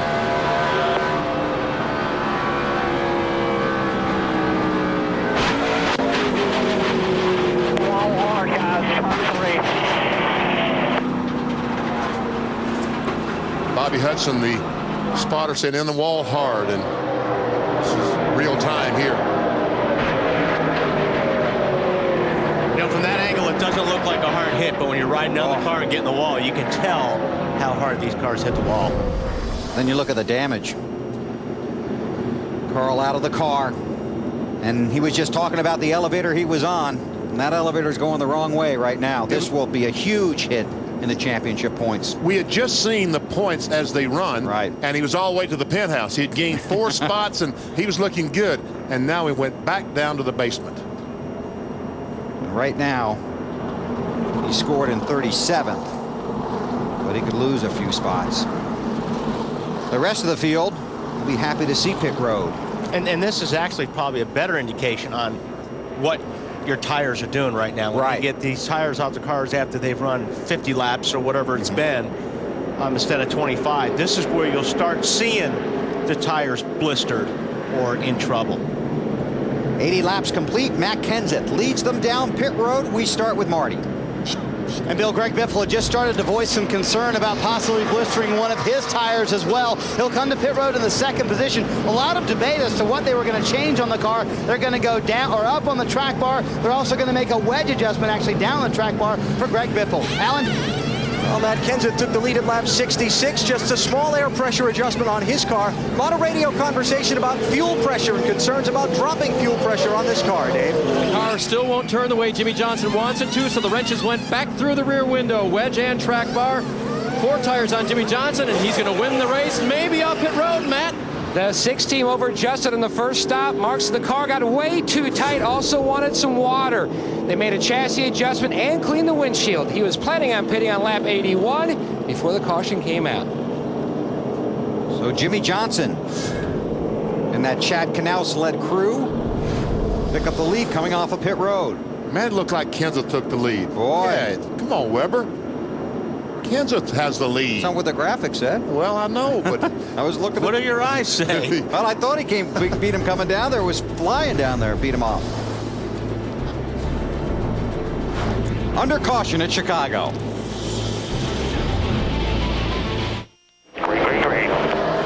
Green flag at Chicagoland. Matt Kenseth does lead. Ken Schrader stayed out to get 5 bonus points. He ducked onto pit road, so Kenseth takes them to turn 1.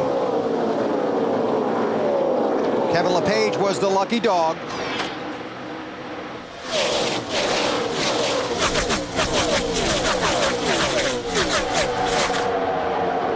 LePage gets the ballpark Lucky Dog Award. He was the first car off the lead lap. Gets back on the lead lap. So Kevin LePage, our ballpark lucky dog. And number 37, currently 37th. Biffle trying to take a look at Jimmy Johnson. Closes up right on the back bumper. Looks like he was trying to take a look at the bottom side of the car. See, Kurt Busch in the 97 car drove by the 29 of Harvick last lap, closing in on the leaders. And Brian Vickers says, I think I'll pass Biffle. And Kyle Busch is going to pass him. And both of them, maybe. Check this out. I'll tell you what, this group is getting higher and higher as the race goes on. Biffle for second. Kyle Busch, I don't know, for second or third or something. For position. Yeah. Look at that outside go. Look at Jimmy Johnson and Kyle Busch both go by Biffle. That's the best Johnson's cars looked early in a run.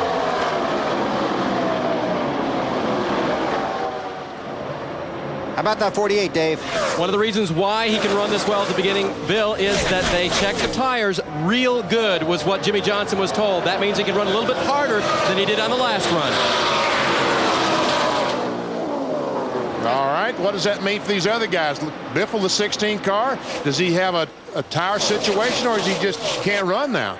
Hey, who can run is Kyle Busch. Yep. That 5 car. Uh-oh, we got a tire down on the 31. There you go, Jeff Burton. Left rear tires flat on that 31 car. He's been up against something. Oh, Caution, man. yep. Now it's going to tear everything apart.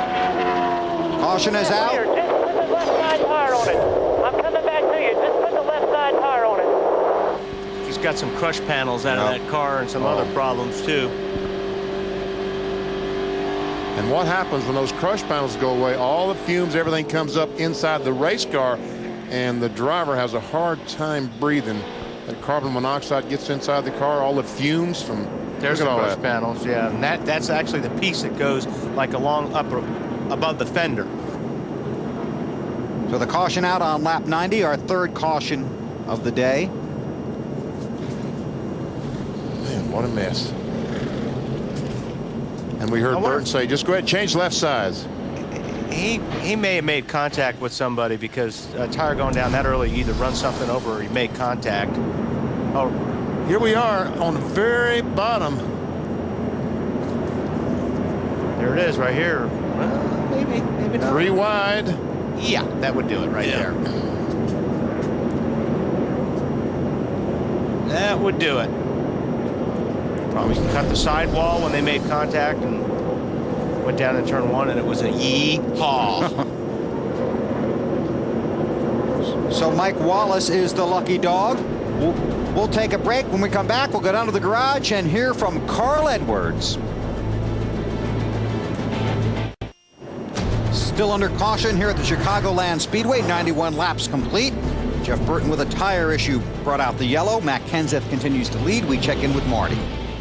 And Bill, Carl Edwards debriefing with Jack Roush. And, man, you didn't say a word on the radio about that tire. Did you have any indication something was going wrong? No, I didn't. And that's what I was just talking to Jack and my crew chief, Bob Osborne, about. And, you know, yesterday we had a couple right rears blister, you know, and come apart a little bit.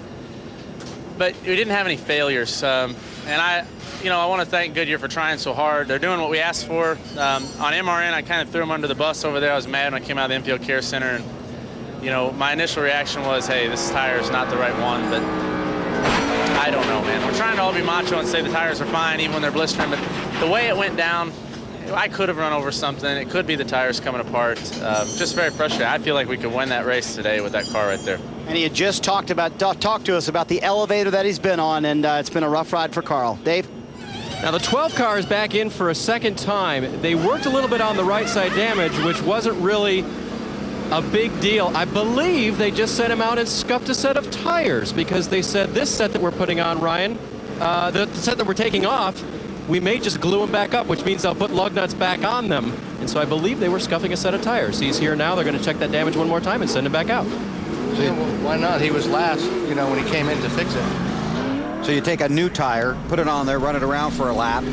What you do is you're kind of curing it. You put a heat cycle on it, and it's supposed to make the tires a little bit tougher.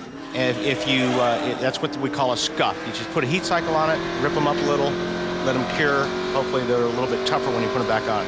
We know a lot of you in the Southeast certainly keeping an eye on the weather, and our thoughts are with you and also with our friends at the Atlanta Motor Speedway and the property surrounding that track. The Atlanta Motor Speedway hit by a tornado earlier this week.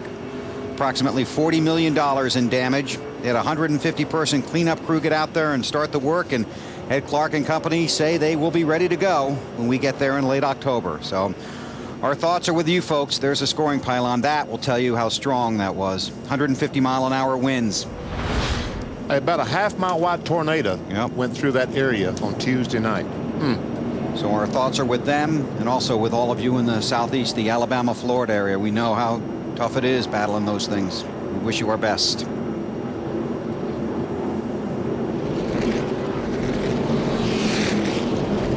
Matt Kenseth continues to lead. Kyle Busch up to second. Jimmy Johnson, Brian Vickers, and Greg Biffle, the top 5. Here are the results of our Singular Race Talk poll. Remember, you can still text RACE to 191 for a chance to win $1,031. That's pretty even. They didn't give Kurt Busch much of a shot, but well, I tell you what, they just dissed him, didn't they? Yeah. And there's Jeff still sitting in his car as they work on it. That's a terrible feeling, isn't it? Yeah. Dave? Guys, the main thing they're working on are the brakes. There are many brakes there. That would be are the brakes. Thank you, Dave.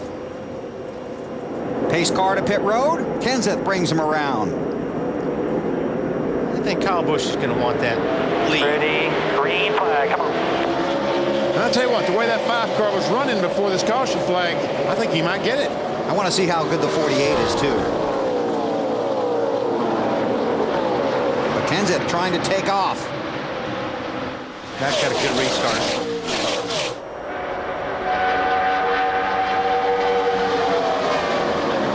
Stewart's back there in the 7th spot right now, too.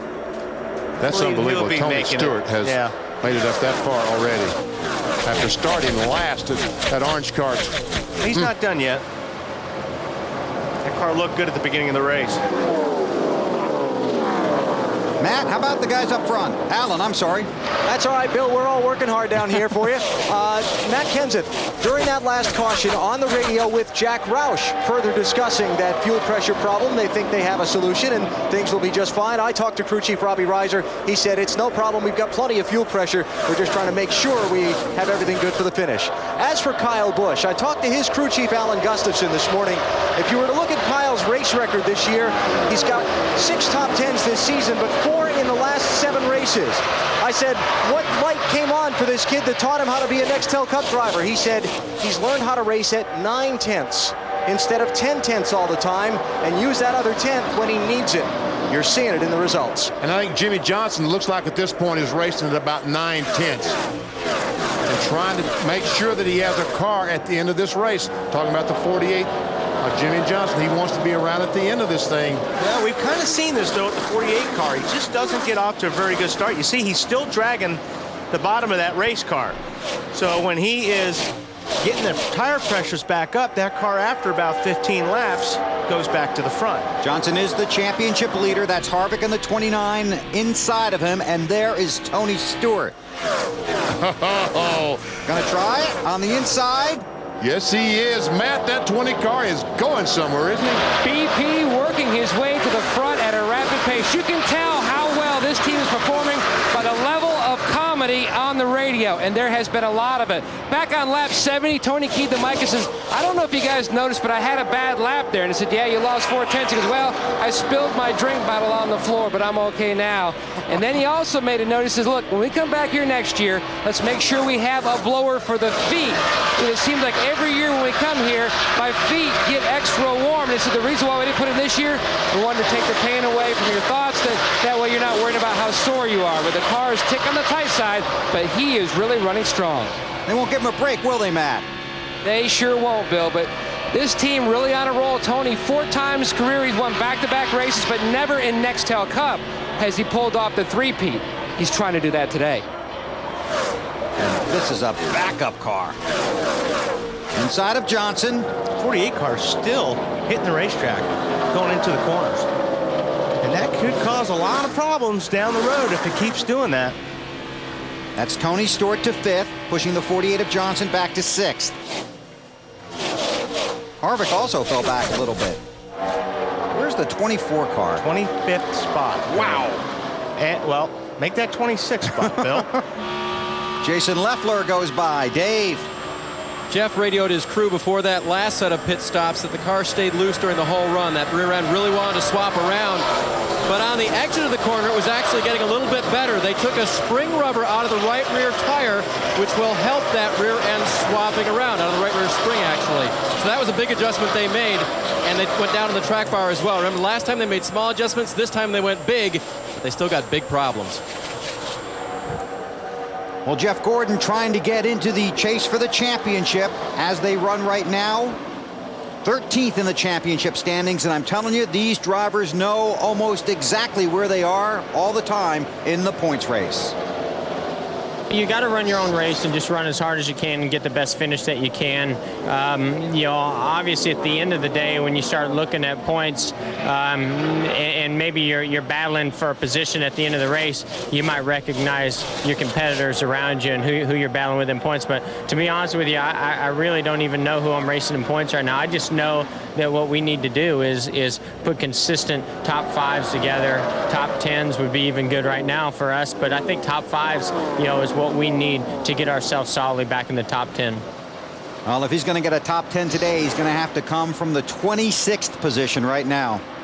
More on the 24, Dave. Well, Bill, one more thing. You know, you look at a guy like Jimmy Johnson having a great run at the front of the pack today. His teammate Jeff Gordon having a lousy run, and say, you know, why couldn't the 24 get all the help they could from the 48? And it's because Jimmy and Jeff want different things in the cars to help drive them fast. And so I talked with crew chief Robbie Loomis of 24 this morning. He said we took some elements from Jimmy, but we can't take everything. I'll tell you what, he better go down there and get some setups, because that car looks pretty bad right now in the corners. Jeff has got his hands full. That car is still very, very loose. He got real loose over in 3 and 4 that last time. That's David Strimmy, trying to close in and pass Jeff Gordon as we go back to the lead. Matt Kenseth. Kenseth up front. There's the battle for second. Kyle Busch in the 5. And Brian Vickers right behind him. AB. Yeah, but let's talk about Kyle Busch. He came on his team radio just after that last restart and reported this. We have the same fuel problems on the restart. Getting down into turn 1, especially, it starts gurgling, and then you get to about the center of 1 and it picks back up again. Oh, yeah. so Kyle expressing some emotions. Now let me add this. I just talked to Jack Roush, who was up on the pit box with Robbie Reiser. We've been talking about Matt Kenseth and a fuel pressure problem. Jack told me it's probably related to the heat. This is a warm day, and it may be where when the fuel in the car starts to get away from the pickup a little bit, it's so warm out that the car's having trouble picking it up. BP, you could probably help us out a little bit technically on that, how the heat affects the fuel pressure and the fuel pickup.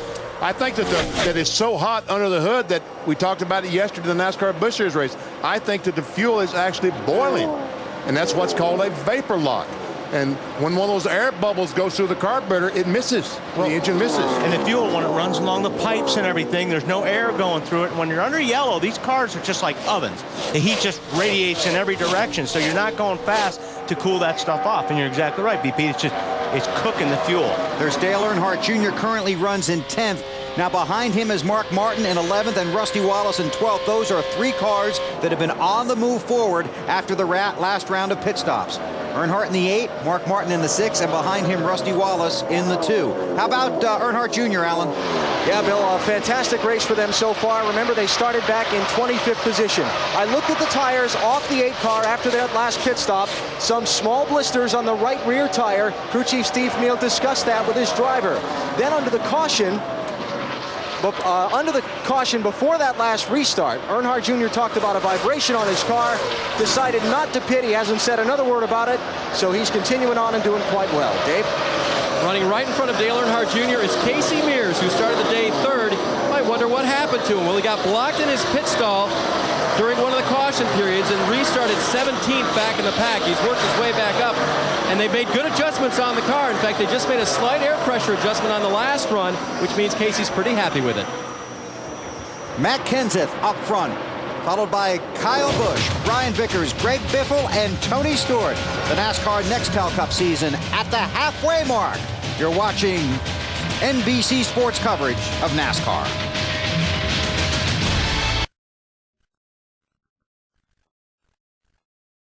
...116 laps complete in Chicagoland. We're still under the green. Here's what we've seen so far. A packed house of 75,000 on hand. Greg Biffle looking under Jimmy Johnson for the lead with Matt Kenseth helping out.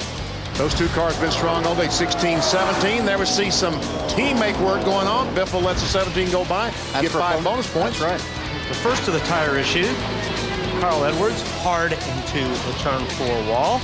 His second straight DNF. Then it was Jeff Burton. Made some contact with the 42 car. Looks like it has blistered or punched a hole in the left rear, and when it came apart, so did a lot of the car. Here is our Napa Field summary. 6 different leaders, 3 caution periods. Carl Edwards and Travis Kvapil out of the race. Caution on the track for Dave Blaney. You want to take a guess? What would your guess be? Well, my guess is that he has a flat tire, but it right in front. Doesn't look like he doesn't have the damage that Carl Edwards had. Rodney Wise going to have to use some limit on his arm tonight. This keeps up. Sometimes you can feel it coming, sometimes you can't. Jeremy Mayfield said hard enough to go to the garage? Yes. he wrecked here on Friday in his Busch car and said he felt it coming. Yeah, you can feel it sometimes, but sometimes like a Carl's deal, it goes down just like that.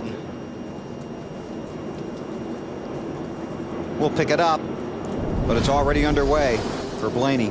Yeah, already up there. Well, you can see the tire marks there. Normally, when you see one tire mark going up to the wall, that's a tire going down. Well, that's because of the flat tire. But I think that he felt it. Oh man, there's quite a bit of damage. He felt it twice. Yeah.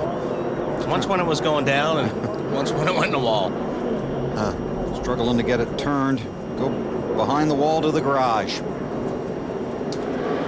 And Matt Kenseth leads a parade to pit road. Matt, how about it? Tony Stewart, fourth in line, took 114 laps to climb up to fourth, so the car is pretty close. He just needs some help on the forward bite. Needs it at the beginning of the run as the car gets already better and better as the run goes on, Marty. Matt, great run for Brian Vickers, having a very solid day. The car's just a little bit loose in, a little bit tight in the center of the corner. He wanted a bottle of water and an ice bag and a quick stop for the 25 team, Alan. Matt Kenseth, just a minor air pressure adjustment on this pit stop. 4 tires, he's back on his way and trying to race Brian Vickers down pit road, Dave.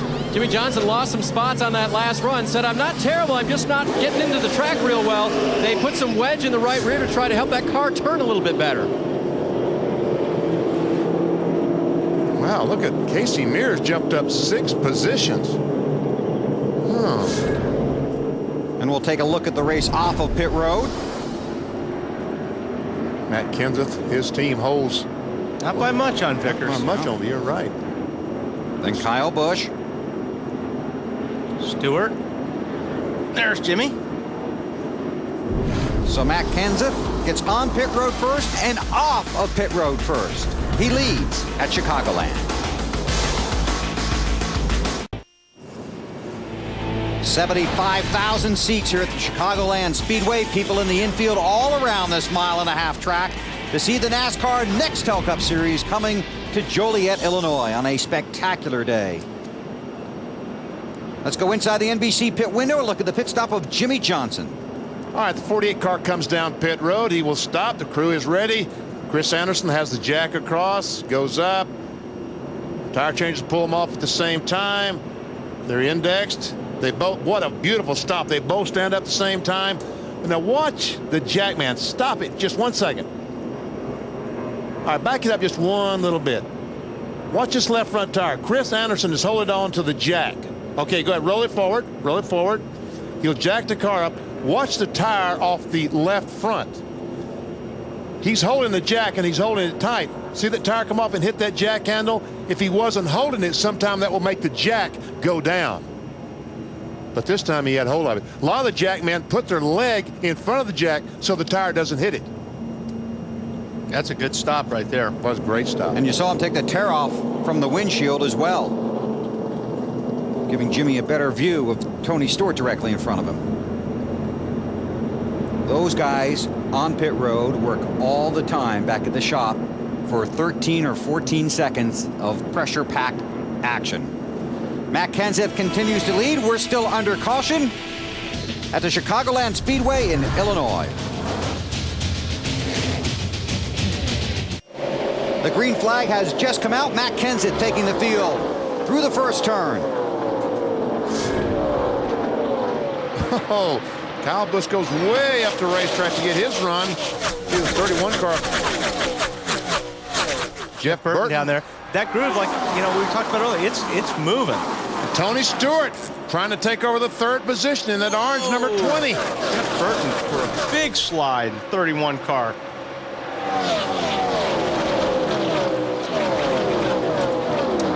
Uh-oh. Who we got? Casey Kane. Yep.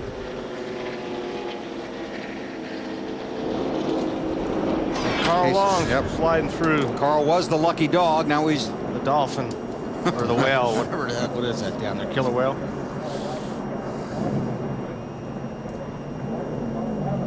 Well, Casey that car's has no good anymore. No, he has a lot of damage. He drives away, but he looks like he's hit the left rear pretty strong. How about how fast the safety guys were on that deal?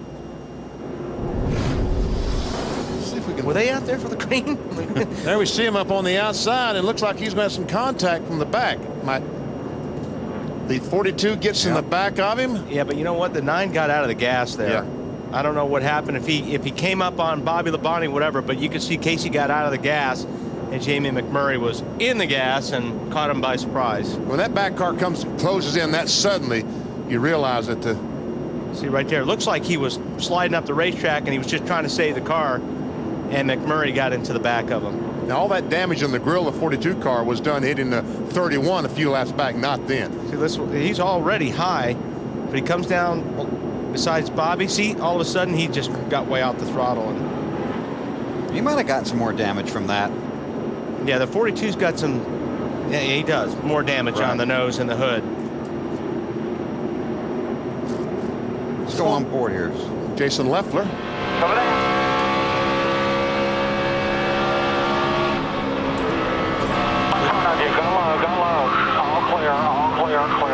See how fast that happens? Yep. You don't get much chance. 9.25. Staying ahead of you. Inside, clear. You get to turn the steering wheel one time. You better hope it's the right decision. That's exactly right. It's just like somebody stopping in front of you on the highway. You're not expecting. You have nowhere to go. Give him a tap. Depends who it is. Getting back from the racetrack. Under caution at Chicagoland, Matt Kenseth is the leader. You're watching NASCAR on NBC. The field coming around to complete lap 129. The pace car dives to pit road, and Matt Kenseth will take them to the green flag. No lucky dog on that caution. They were involved in the wreck of Casey Kane and Carl Long. Oh, you mean because Carl spun through the grass, he doesn't get the lucky dog? That's exactly right. Well, that don't sound right. Ooh, look at Kyle Busch trying to squeeze in there. That 5 car. See if we can get a whole lap done here.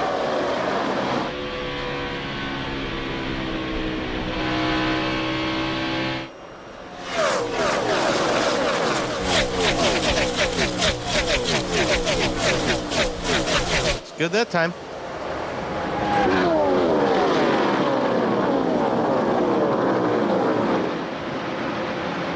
The question now is going to be how good is Matt's car? Yeah, because he's got Stewart coming. I was going to say, and how long till Tony Stewart gets there? And Kyle Busch. I mean, Kyle Busch's car looks awfully fast.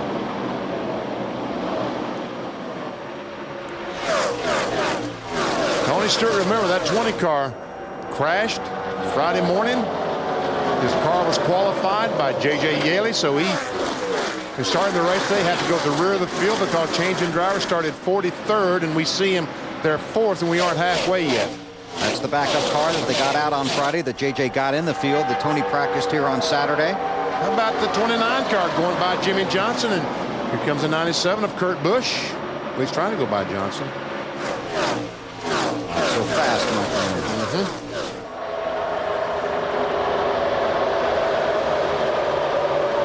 Greg Biffle dropped back on the previous restart because of what they did to the car on pit road. He's worked his way back up to 11. Let's not count out that 25 car, Brian Vickers. He's got the fastest lap that lap. He's closing in on Matt Kenseth a little bit. Let's bounce around a little bit. How about the 97, Alan? Yeah, a work in progress is the way that Kurt has described this car. And Benny, you were with me this morning when I talked with Jimmy Fennick, his crew chief. They changed all kinds of things on that car.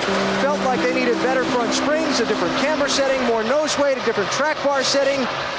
And yet, looks like he made the right calls. And he's moving up through the field and maybe in the hunt to win this thing by the time it's done, Marty. Alan, Bill was just talking about the Greg Biffle pit stop, so we'll tell you what happened on that pit stop. They added 2 spring rubbers to the left rear spring. The car extremely loose for Biffle, and the caution, very well timed. They came in, they had a right front tire going down, had no idea it was going down. You know how the tires normally build up air pressure, Wally and BP? It was the exact same air pressure they had started with about 30 laps earlier in the run. It looks like they fixed that car for now anyway, because it's got some pretty good forward bite in it. As he passed Casey Mears in the 41. Moved in the 9th position. Yep. And driving away from him. I'm still shocked at how fast this racetrack is. What does he? What we see? 197, 198 going in turn 3. Man. Biffle looking for his 6th win of the season. Currently 2nd in the championship standings. Home earlier this week, first time he'd been there in over a year and a half. Spent the 4th of July with some of his close friends and some of the people that got him started in the racing business.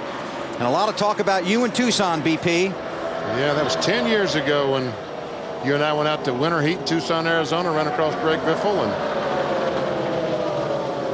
I just went to carry your luggage. You see Jeff Gordon, he's up a little bit. Where's he now? He's in 20th, and it looks like he's still struggling. Dave, is he struggling? Well, for the 2nd weekend in a row, BP, so we want to hear it straight from the top of the pit box. Robbie, you guys have been working hard on this. Is it any closer to right? I'm going to be proud of this DuPont Chevrolet. I mean, the guys are working incredibly hard. We just missed on the setup. We're working hard to get it back up there. Just so it's getting better than this now with these track positions. What's the main problem Jeff's struggling with? It's back and forth. It started a little bit loose, and then we get tight, so we're just trying to find the balance of it.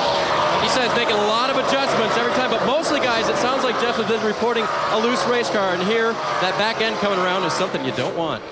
Yeah, we reported that a couple times up here by the looks of it, Dave. These guys are racing each other hard right now. Jason Leffler in the 11 car and Jeff Gordon in the 24. About the last 3 or 4 laps, they've been side by side. It looks like Jeff has him, and then here comes Jason Leffler back again. And this really doesn't help their tires. When they're racing this hard side by side, you abuse your tires more. And you see Gordon get a little bit loose there, wiggled. You see the big story this week in the USA Today about Aflac and how the duck has brought recognition to their company? What duck is that? Folks down in the truck, please cue the duck. I guess they wasn't ready. Nope. Oh, there he is. Time for the Aflac trivia question. Who is the only driver competing today to win in every state the Nextel Cup Series competes except Arizona, Illinois, and Texas? Oh, that's a tough one. I wonder if he could be in that shot. Yeah, I wonder. Would it be Jeff Gordon, maybe? Jason Leffler. Go with you that. Yep. He's had 3 top 5s here, but Gordon has never won at this track. He's really working hard at it today. Well, Jason Leffler prevails, and here comes the 40 car, Sterling Marlin. Dave? And the other thing that surprised me about reading up on Jeff Gordon at this track, he's the only driver who's run all 4 events who has finished on the lead lap. The only one who's finished on the lead lap every time. Well, he may finish on the lead lap today, Dave, but he will not be proud of it unless something happens between here and the end of the race. Ricky Rudd having a good day in the 21. 13th spot. Yeah. I talked to Eddie Wood this morning, the co-owner of this 21 car, and he felt like that they would be pretty decent today. Red started 28th. Sorry, BP. One of their better runs of the year. Michael Waltrip, not too bad, huh, Marty? He's had a pretty good day, BP, but he was not happy with the 15 car on the run previous to this one. Came on the radio to the team, said this car is so bad, I cannot describe it to you. They made several changes, and at the end of the run, they were concerned about a tire going down. He said it's had a vibration on the right front, but now the changes, Mikey Likesy. The car very good right now. Michael going to the front once again. Ooh, look at Mike Bliss. Smoking that right front. Yeah, it's hitting the fender, I'm sure. You know, Benny, we talked about this a little bit yesterday, but you know Michael Waltrip would like a strong finish here today. His longtime car owner, Chuck Ryder, passed away on Friday. Chuck owned the Bahari Racing Team. The 30 car was the old Pennzoil machine. Michael drove for him. Johnny Benson, Jeff Green, Derek Cope. And Michael drove for him for a long time. Came very close to winning. Almost had a victory at Darlington one day. And almost won the Daytona 500 one time with Michael and Chuck. Yeah. So to Carolyn and to Chuck's family, we send our very best wishes. Chuck, a very close friend. It was the 8 years ago next month that I went out with Chuck and Carolyn Ryder one night, and he introduced me to this little blonde from Kansas City on a blind date. 3 years later, I married her. Good for you. One of the few smart things I've done. I can never say enough good things about Chuck and Carolyn. Our thoughts will be with them today and tomorrow. Services for Chuck. Michael's putting a lot of effort in that steering wheel. It's a tough racetrack on the driver, too. Pulling a lot of G's going around here. You're going so fast. And through the corners, you're going fast. And you can, as you were talking about, you can feel it. Oh, yeah. Here, right? Yeah, you know. You feel the sensation of speed here. It's not like Daytona or Talladega when you're with 30 or 40 other cars. You're all moving at the same speed. You really don't feel it, but here you know you're going fast. Okay, Casey Kane involved in the most recent caution. Matt, you got him? He just walked out of the truck, Bill. Casey, what happened? It's just our car wouldn't take off for a few laps. Couldn't even feel the front end, just wouldn't turn, and got up high there, and I checked up. I thought the 18 was going to run me up into the wall, and I checked up a little bit, and Jamie had nowhere to go, so he ran in the back of me. But it's disappointing for everybody. You know, I think we could have had a good run if we could have run a bunch of long runs. And then after the contact, we saw you go up toward the 18, sending a message? I don't know if he was coming up or if I was coming down.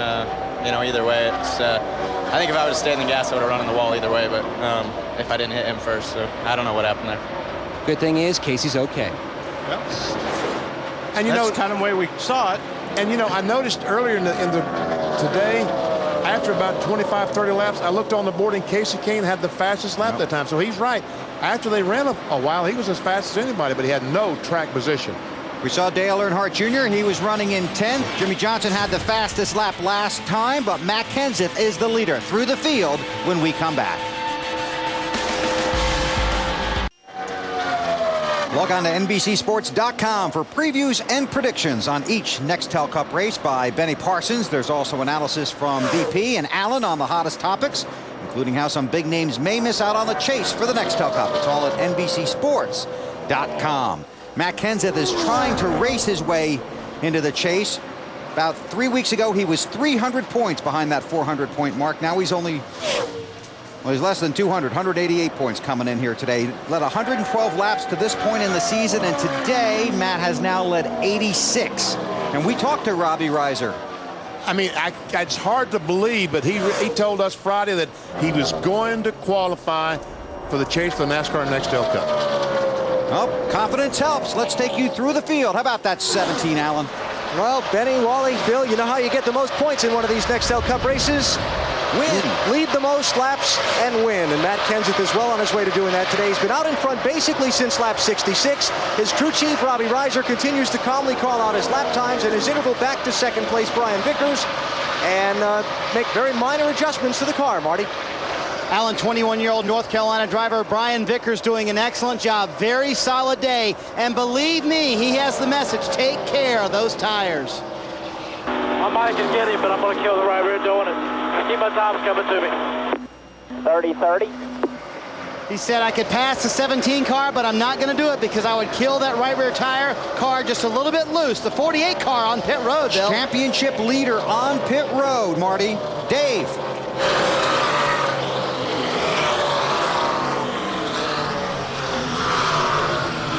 Here he is, guys. He is in right now. They'll change all 4 tires and make a track bar adjustment on that car. I think he thought he had a tire going down, otherwise he wouldn't have come on pit road quite so quickly. 4 tire change to get it back out here. He'll lose a lap at this point. He's gone. This is clearly an unscheduled stop for the 48 team. Chad Knaus, the crew chief, sitting there on the box. Doesn't seem to be too worried. Too worried about things. Well, he's in the spot for the lucky dog if the yellow comes out. Probably back on the lead lap if everybody else pits. So. But you know, this is the same tire they used at Michigan. And Jeff Gordon made three unscheduled stops at Michigan when he thought he had a flat tire. Brian Vickers thought he had a flat tire, was going on pit road at Michigan, ran the wall. I just wonder if he had a tire problem or a tire. What's going down with Jimmy? Are we doing the same? Are we having the same problems here again today? Think that you have a flat tire, but it isn't. And just for you fans that watch the chase to the championship, by Johnson coming onto pit road under green, Biffle assumes the championship lead, and the 400-point mark drops all the way back to the 14th driver in the championship standings, which right now is Carl Edwards.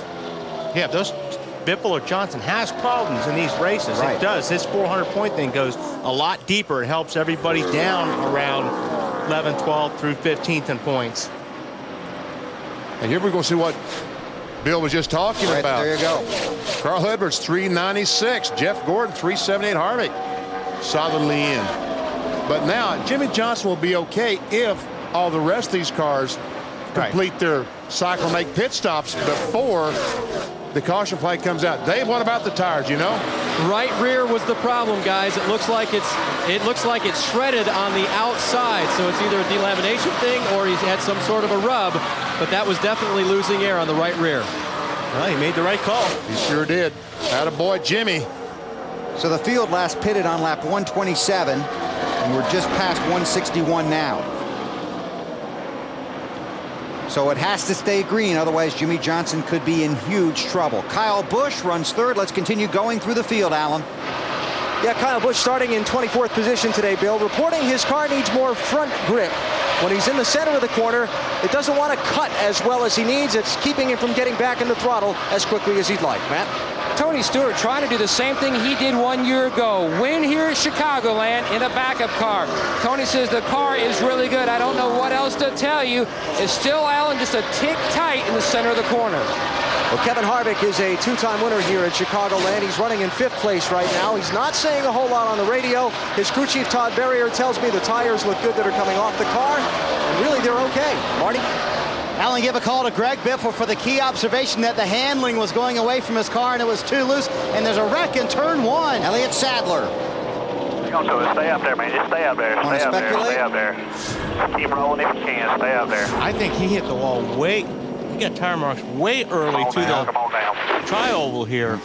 Looks like he blew a tire coming through the tri-oval. Yep. Michael Waltrip did that in the Busch race at Kansas last year. Almost exactly the same thing. Dave? Now, apparently it was something that Elliott knew was happening. He said, I tried to tell y'all, and that was the only thing I heard. So either told him he had something going on or something like that.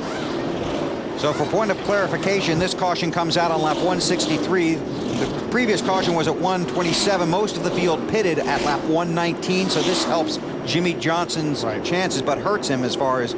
He's a lap down. Right, exactly. One thing about it, when you're driving these race cars and you're driving lap after lap, and here's... I think we're going to see this car blow is going through the tri-oval because there's big black marks down here. Right about here.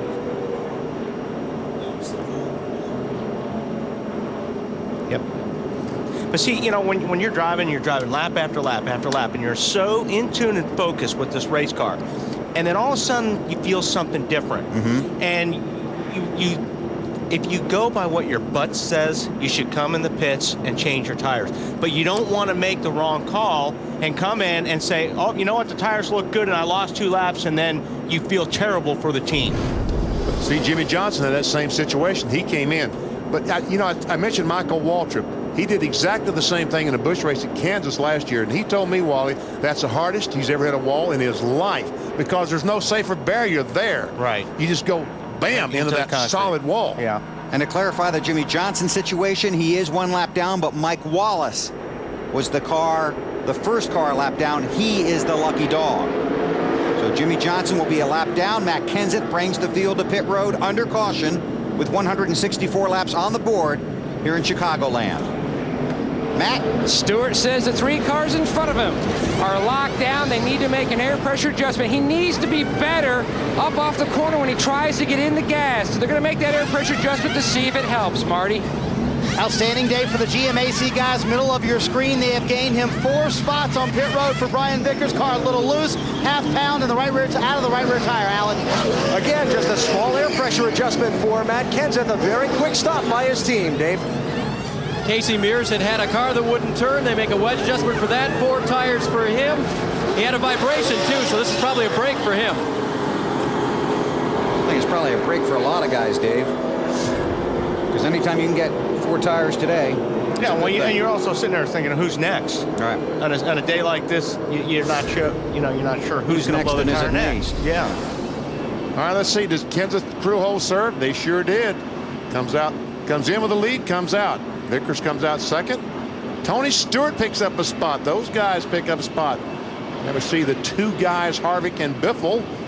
So they'll be restarting nose to tail. That's interesting.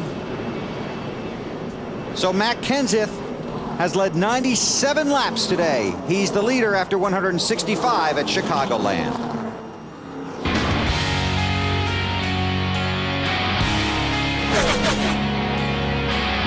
Man ahead of you, inside, clear.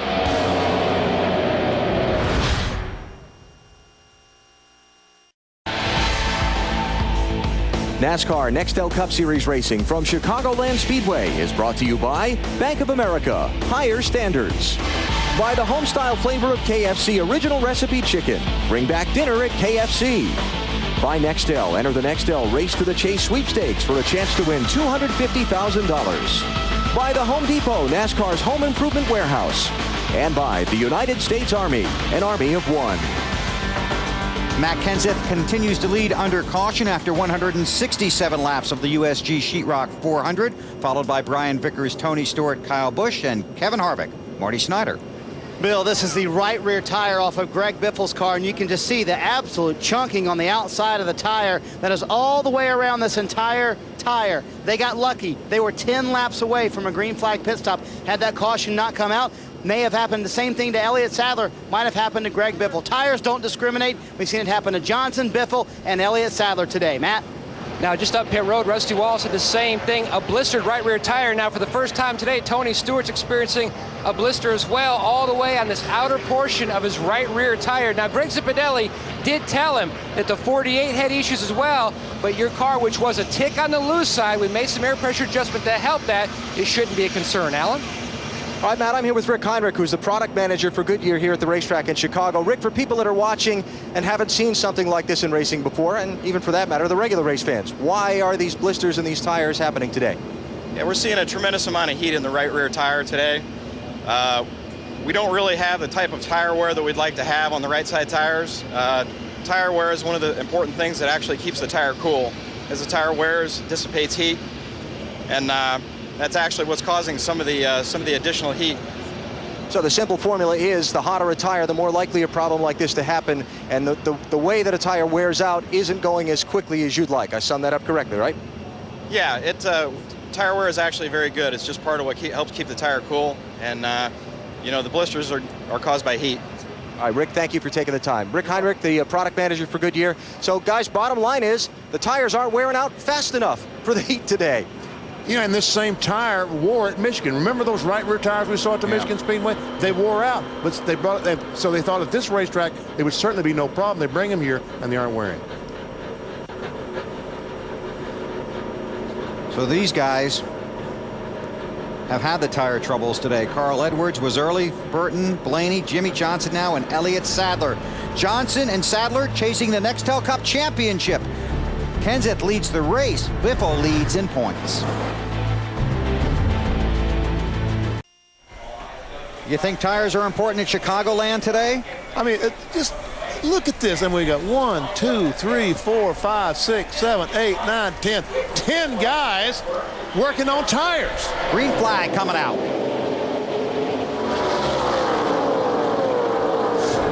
Jimmy Johnson up there in the 48 car. We saw his crew working on the tires. He's up there trying his best to get a lap back. He's going to have to pass Matt Kenseth to do it. And we haven't seen many guys that can pass him today. Tim Burton's also trying to get a lap back. And Jimmy Johnson hasn't been that good on the get-go either. No. Tony Stewart drives on the inside of Johnson. Carl Long and Casey Kane have returned to the track. Jeremy Mayfield guilty of speeding on pit road during that last round of pit stops. We watch the race. Let's go to Matt. And back here in the garage area, Elliott Sadler. Now, first off, your team, you had a lot of conversations going back and forth about the tires. Yeah, we hadn't had any tire problems today at all with Goodyear. I mean, our tires look good. And Todd, you know, we were concerned, but they were giving me good feedback that time. I don't know if one of us had a failure. I told them I think we got a problem going in, a problem going down, but with this points chase, you don't want to take a chance coming in, losing a lap, and then nothing wrong with it. But finally blew out going down into turn one. I'm just glad I hit on the straightaway and not the turn. It's a lot better for us. And you mentioned the pressure of the points chase. You lost one spot last week. Obviously, you didn't want to lose more this weekend. Yeah, it's this is when it gets tough. It's July. It's hot. Coming up on 9 tough racetracks and races, and this is definitely a setback for us. But the Combos team, the M&M's team will fight back, and you know, we're not at this chase yet. We still want to hold our ground and make it to September. We'll try hard. We'll try to get them next week in New Hampshire. Yeah. Thanks, Matt. And you saw Tony Stewart go by the 25 car. Brian Vickers moves into the 3rd position. Biffle's gotten by the 29 car of Kevin Harvick, and he's moved into the 5th position.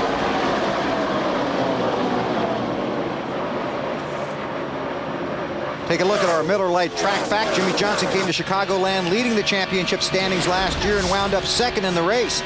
The other championship leaders didn't fare as well in previous races. Jeff Gordon was 17th in 2001. Sterling Marlin wound up 16th in 2002. And Matt Kenseth 12th in 2003. Our Miller Lite track fact. And right now the 48 of Jimmy Johnson runs 32nd. The first car a lap down. And here's one thing to think about. Elliott Sadler and Jimmy Johnson both. Stop and watch the race? Go ahead, I was watching the race. Yep. I'm sorry, Bill, to interrupt you. That's okay. That 25 car, if that 31 was there or not, it didn't matter. He had to go to the top of the racetrack. And he got a little distance in between him and Biffle doing it. But the difference right now between Johnson and Sadler is Johnson decided to stop and Elliott Sadler didn't. Yeah. But Johnson could afford to stop because he had the lead. Elliott Sadler was back in position. He just couldn't afford to give up any points. Well, like what he said, we talked about earlier, you don't want to make a mistake as a driver. You don't want to come in and have the tires change and nothing be wrong. Then you kick yourself in the butt for the rest of the year because of all those points you've given away. But on the other hand, you got to listen to what your butt says sometimes, because when you're driving these cars hard every lap, you're so in tune with those 4 tires on the racetrack. All of a sudden you feel something different, then something's up. Okay. Something's trying to tell you something, and you need to tell your crew, and you need to come in. Get an update on the 25 from Marty. And Bill, just checking the 4 tires off Brian Vickers' car. They all look excellent. They have not had a problem all day long. They've had an excellent day on pit road. Brian very happy with the race car. Hey, it's been a little bit loose, but his biggest problem is inside the car. He's feeling a little warm. Wants ice bags and water every time. But chassis-wise, handling-wise, the car has been excellent. Poised to get his first ever win. Running in the 5th position right now.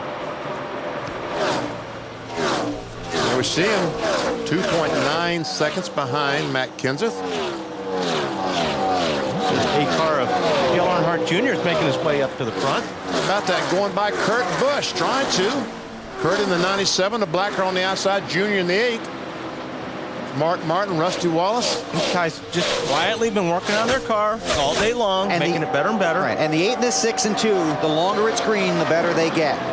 And you know, Mark Martin has announced that this is going to be his last year racing. And then they announced this week, Roush announced that they have signed Jamie McMurray to drive the 6 car in 2007. Well, guess what? There's nobody to drive it in 2006. They're putting a lot of pressure on Mark Martin to drive it in 2006. Mark is not going to want to do that. And I know Mark, and I don't think he's going to be real happy with that. Matt? Wally, Mark was one of 19 drivers pulling double duty this weekend running Saturday's Busch race. He told me that he could sit back in his motor coach, watch the race on TV, and learn about 90%, but the 10%, which is so vital, is what you learn behind the wheel about the tires. Now, 2 stops ago, Mark said, you know what? Let's try the air pressure settings we used in the Busch car yesterday. See if that helps our balance issue. Mark feels pretty confident about how the car is running now, but using what he learned Saturday, try to make it the big picture on Sunday. And Dale Earnhardt Jr., another guy trying to make a move here today. Jr. with the top 5 last week at Daytona, currently running 8th in that 8 car. And he thinks you might have got a little momentum coming out of Daytona. It's a little fun to get some footing, get some gears, and see what you can do. Obviously, again, it's Daytona. We got to be realistic. That's kind of how we expect to run when we go there. And it's not like anything we learn there we can adapt to this race or any other race from here on out. So, you know, we'll just see what happens. You know, we've got a great attitude. I couldn't ask for my guys to have a better attitude about what's going on and where we are and what we need to do.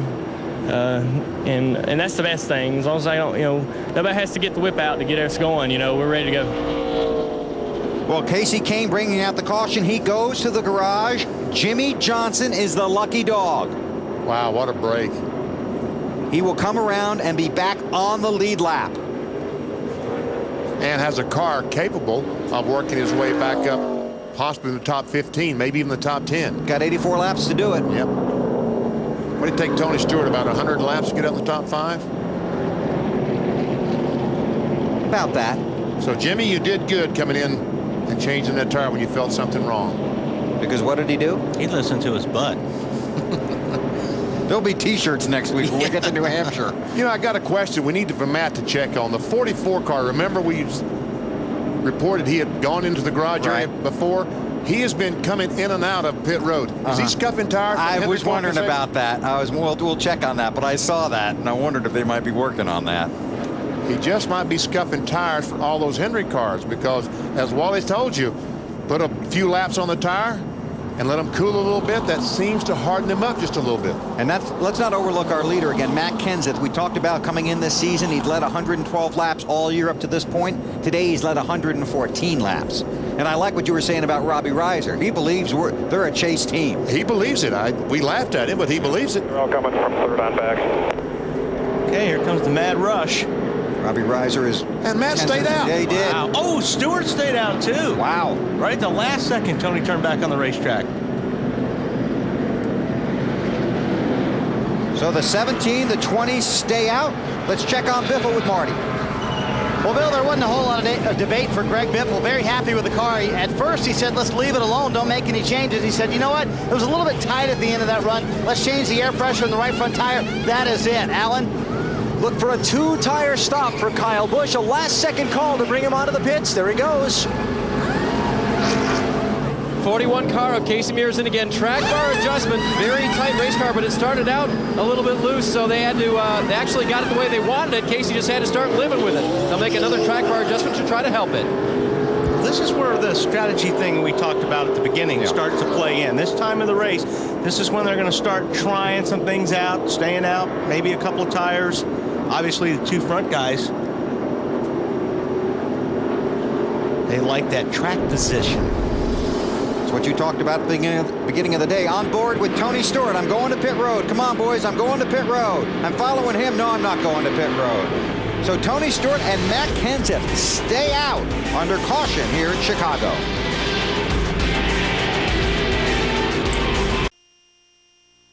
Under caution on pit road. The 48 team brings Jimmy Johnson in. He's the lucky dog. They go to work on the car.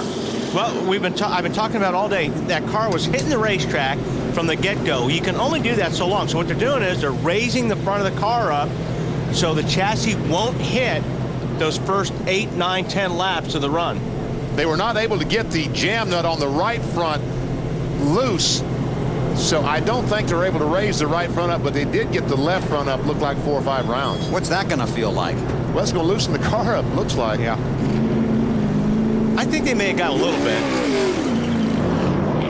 They had to go because if you see the field there coming around turn 4, they didn't want to get put a lap down again.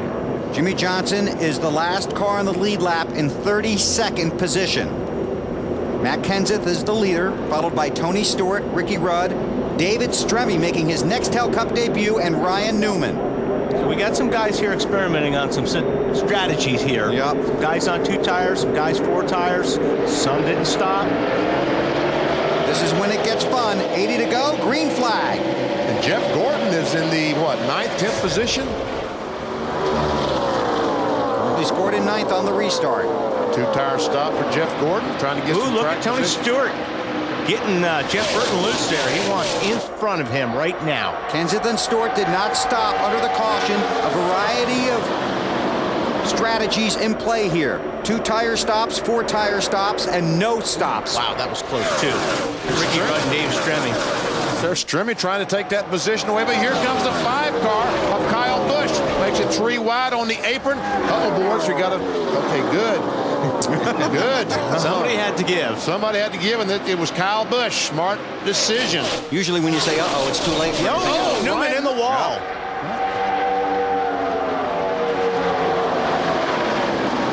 Ryan Newman in the 12 car. You can see the damage on the right front. Now he's got a tire rub. I got a tire rub coming in this lap.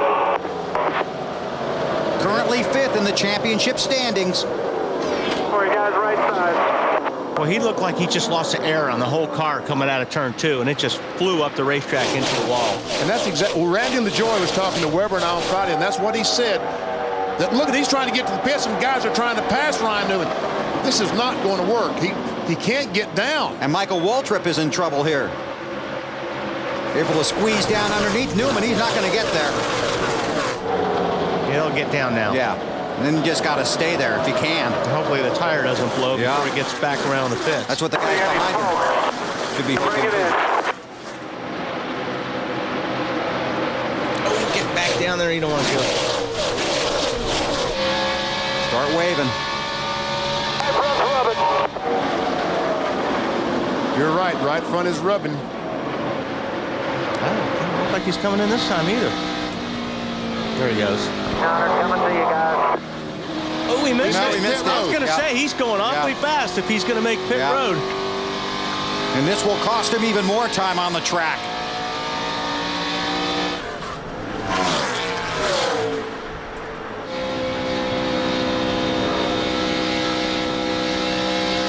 He tried to make the commitment, but you could tell when he got off on that apron, he was going way too fast. Coming in this lap. He's going to try to. Oh, that is funny. I'm going to try, he said. Now he's got her shut down. I mean, the whole process is not funny, but frustrating for them, that's for sure. And he's got to go at 55 miles per hour. Guys, 4 tires, 4 tires. Dave, you been watching this?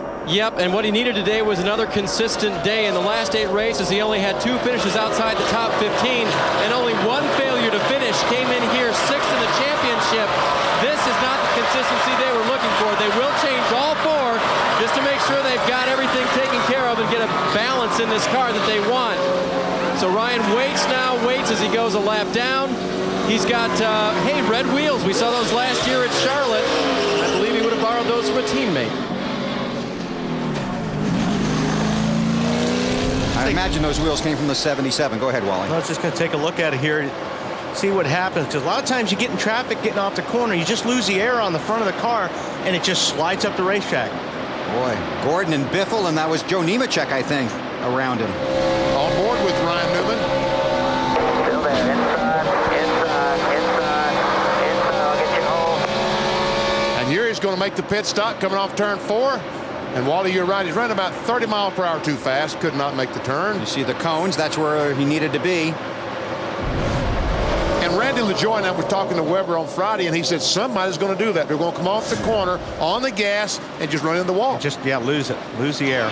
Especially when you have two cars in front of you side by side. Then you have no air on the front of your car. Newman 33rd, 2 laps down. You need that air to push these cars into the racetrack. That's why track position is so important. That's why being out front is so important, because you're stealing all the air and it's pushing your car into the racetrack. So when you get your car out front, it's a whole different feel than when you're back in traffic. Absolutely. You don't have that pushing your front of your car down, so actually the front of the car is light. The steering wheel's light because it feels like somebody's lifting the front of the car off the racetrack. Kyle Busch running 4th.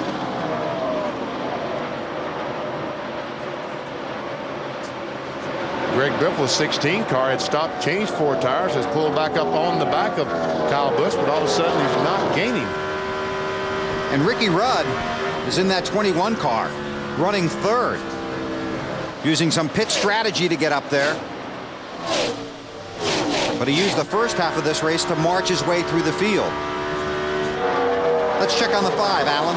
Well, I just talked to his crew chief, Alan Gustafson, Bill, and asked him why he stopped and just took right side tires there. He said, we can't pass the 17 on equal footing. I'm trying to do something different than they do to see if we can get some kind of an advantage and win this race. Well, that's good. He's trying to win.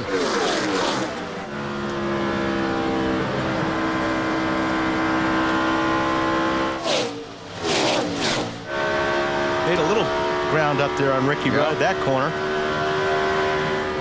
Matt, how about an update on the 21? Ricky Rudd is having a great day. Now, he, like a lot of other drivers, stayed out on that last run. It says the car is just sticking like you would not believe. And by the way, the 44, Terry Labonte, pulling his car finally back in the garage. His day is done. His job, scuffing tires for his Hendrick teammates and a few other people here on pit road. Terry Labonte for hire today, huh? I think that's good strategy. I mean, he was not going to win the race. He had a problem, but his car could run. Yep. Terry's old ride, the 5, moving forward around Rudd. Look at that 16 car, Biffle. That was close. Biffle looking under the 21 of Rudd. Takes the spot, fourth place. So Biffle to 4th. He trails Johnson in the championship standings. Matt Kenseth leads the race. Lots of stuff happening at Chicagoland with 67 to go.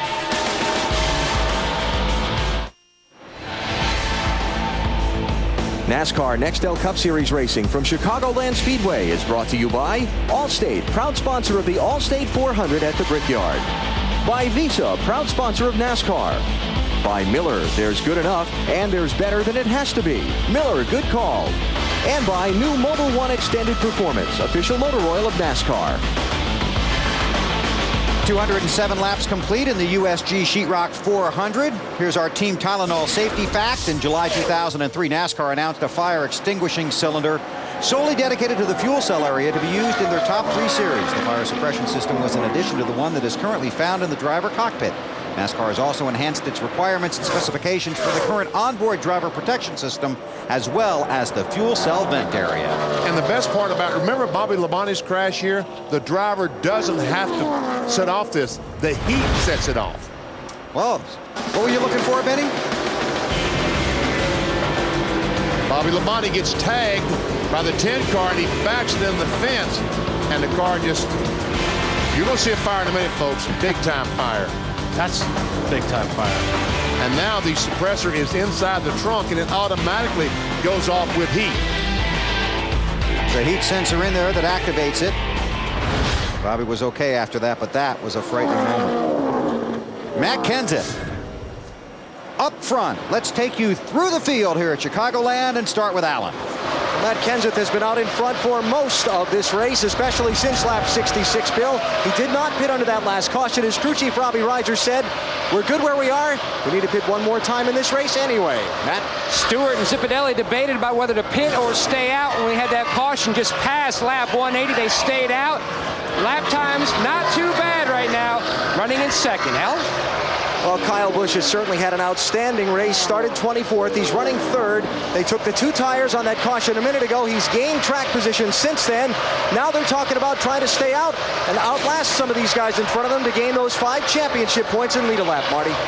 Alan, Greg Biffle and this team have learned a little lesson here. They're the first of the 4-tire parade from that last pit stop, and they learned track position is still king. The 4 tires are helping. Same time as the lap leader is just not as good.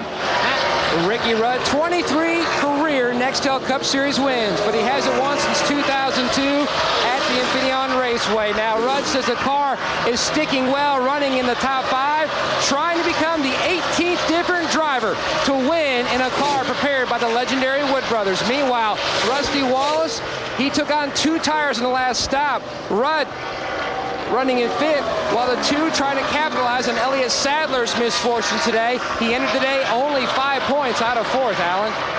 Well, Kevin Harvick talked with me this morning in his transporter before the race about trying to finish with the car that they have, not taking a 5th place car and finishing 8th with it, but also not taking an 8th place car and finishing 12th, 14th with it. You get the point. Kevin right now not saying much on the radio. They took 4 tires on that last caution. He's trying to pick his way back up into the top 2 or 3.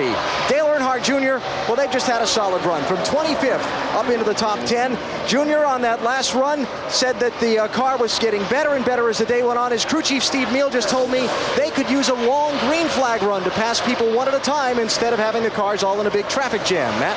Very solid Nextel Cup debut for David Stremme, running 9th. Team kept him out on the racetrack for track position. They only have about 10 more laps on their tires than the guys who pitted. And he's having a very solid day, Marty. Brian Vickers trying to pass David Stremme. Vickers currently in the 10th position, Matt, taking the low line to take the 9th position now. He came on the radio, so the car is loose, but a little bit better. Man, I am stuck in traffic, and it is a big, big difference back here, Dave. 2 stops ago, Casey Mears had an adjustment he needed on his car, and the team went really far, so it went the wrong way, or it went too far in one direction. So they came back another way. He's picked up 7 spots since the last restart. Matt? Mark Martin, who had been running in the top 10, we've got a crash. Michael Waltrip. Stay up top if you can. Stay right there for me. All right, go to the bottom. Go to the bottom. It's just a matter of when. And All right, you just hope it's not you. That's what you were saying. Yeah. When's the next one going to happen, and who's it going to be? Man, oh man. Marty? Yeah, guys, he had been talking about a vibration for a good 15 to 20 laps, and the last 2 right rear tires that came off the 15 car had been down on air pressure. They knew they had a problem. They couldn't figure it out. Obviously, another tire gone. This time it bites the 15 team. Just don't understand that these guys know what's going on today. If they feel something like that, I just don't understand why you would stay out there. Especially today. I mean, if it was, an isolated situation, that's one thing, but... All right. You want to drive a Nextel Cup car at Chicago at about 190 miles an hour? Hang on.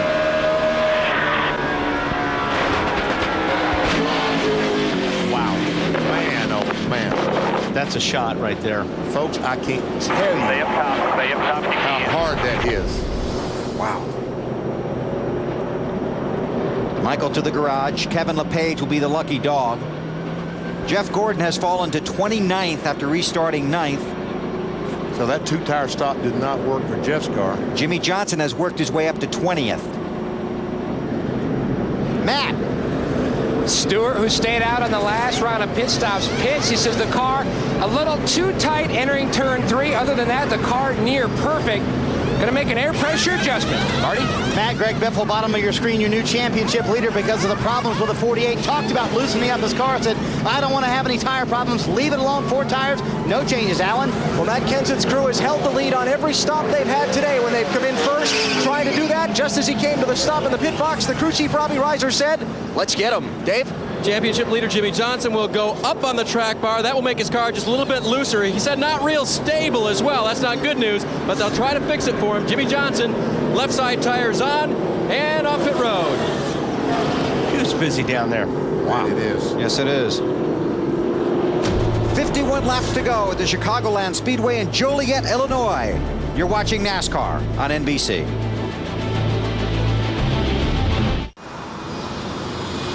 Thank you, Stone, and of course all of us send our thoughts and prayers to the people down along the Gulf Coast. Under caution here at Chicagoland, Matt Kenseth leads Tony Stewart, Dale Earnhardt Jr., Kevin Harvick, and Rusty Wallace. Let's go down to Marty Snyder. Bill Carl Edwards began his career driving a Ford F-150 for Roush Racing in the Craftsman Truck Series. Winning the 2003 Rookie of the Year there. This year he won his first Busch and Cup races when he doubled at Atlanta, becoming the first ever driver to win his first career Busch and Cup races on the same weekend.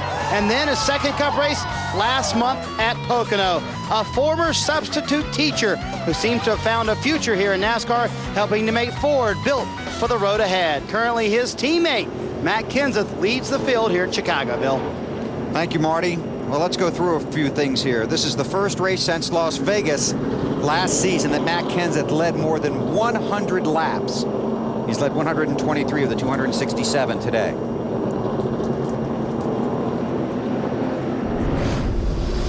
Now, this is on pit road moments ago.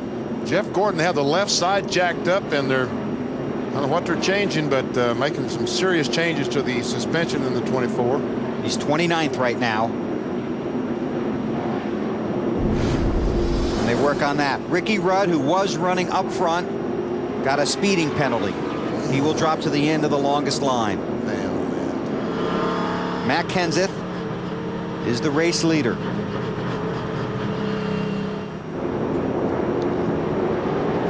Earnhardt Jr. up to third. Jimmy Johnson 17th. And the pace car will bring them around out of turn 4. And Matt will take them to the green flag. 48 to go. And you're really going to be just ultra sensitive about your tires at this point after seeing what's happened to these guys. I think so. I mean, now you know there's an issue. So if you feel something, you really need to come in. Kenseth sets sail toward turn 1, and Tony Stewart looks inside. Jeff Burton, who's still trying to get a lap back in that 31 car. Greg Biffle on the outside of Rusty Wallace for the 5th position. Stewart needs to get around Burton quick here. Doesn't want to lose touch with the leader. And I don't think we can settle the tire issue, but we can certainly discuss it. Ben, you think this is different from what you were talking about at Michigan? When guys felt that they had a tire problem? There's the 20 past Burton. It appears to be because the tires were just wearing out and they felt like they had a flat tire, and it wasn't flat. Today, when they're having problems and they feel something, they're eventually blowing the tires. Boy, Tony Stewart looks like he was real happy with the 31 car there. I saw a fish come out the window, I'm pretty sure. From Tony? Yeah.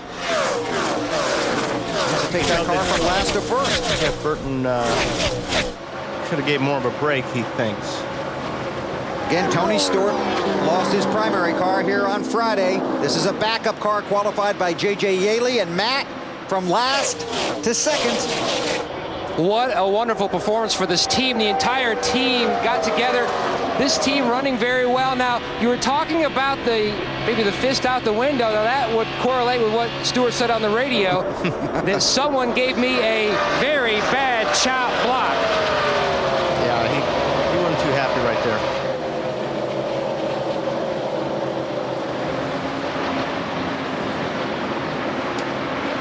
And behind these two, Dale Earnhardt Jr. started 25th.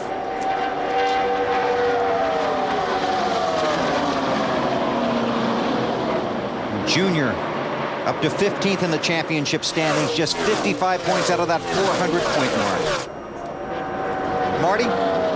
Bill, Michael Waltrip and his guys had a really good car. You'd been talking vibration for a good 20 laps, though, hadn't you? Well, it shook from the time they said go. When the green flag came out, I shook all the way to turn 1, and then it was the rest of the way. The whole run, no worse, no different. Then finally it broke, busted right front tire. We've been leaking air out of the left front for some reason, tearing up right rear, so the right front was a little bit of a surprise for me. The Napa Best Western Oreo cookie Domino's Klausner Chevy was good. I have to say all that every now and then. Is it just the points you just can't chance coming in? Oh, I would have come in, but Marty, you got to understand, when they restarted, it was shaking, and it shook that way. No worse, no different. The times were fine, and then bam, it would just blow out. Before that, it was perfectly smooth, and then it would start shaking, and then we'd have a low left front. So just, you know, 2 weeks in a row we've gotten put on our ears over this, and it stinks because we got a good team, but it pretty much writes off a chase bid. But by gosh, we can still win some races. This is a really tough break because these guys really did have an excellent car today. Thanks, Marty. Kyle Busch going the wrong way back to 17th, Alan. Yeah, Kyle and his team were talking on the radio right after that last pit stop about contact on pit road and some right front fender damage. With that little skirmish we were talking about among ourselves between Rusty Wallace and Greg Biffle. And well, very frankly, he's been very emotional on the radio using the word junk to describe his race car. His crew chief, Alan Gustafson, being the lead cheerleader, saying, hang on to it, do the best you can. We'll get another caution. We'll get in here and fix it, and then we'll go back to the front. It didn't look like there was any contact between the 5 and Rusty Wallace when they came off pit road. No, it was awfully close. Yeah. But it didn't look like there was any contact. Right, Benny? Pit road was a very crowded place, as it has been throughout the day. Now let's take you back there and show you what we're talking about. This is under caution. There we see the 16 and the 2 coming down pit road now as they follow 29. Now watch the 5 come out. I don't believe they hit each other. It just doesn't look like it. But maybe they did. Biffle and Rusty almost got together. They were even closer. Yes, they were. That was even worse. Maybe he did hit the left side of Greg Biffle's car. I don't know. He knows better than we do. I was going to say, the next guy you should ask would be Biffle. But he's busy right now. Marty? Well, for whatever it's worth, Bill, Biffle says they did make contact. It was in his door area, but he wasn't terribly worried about it because it wasn't going to affect his race car. He said there was contact on pit road. Okay, then it knocked the right front fender on that 5 car. And folks, you can see just how sensitive the front fenders are on these race cars. Matt, how about Rusty?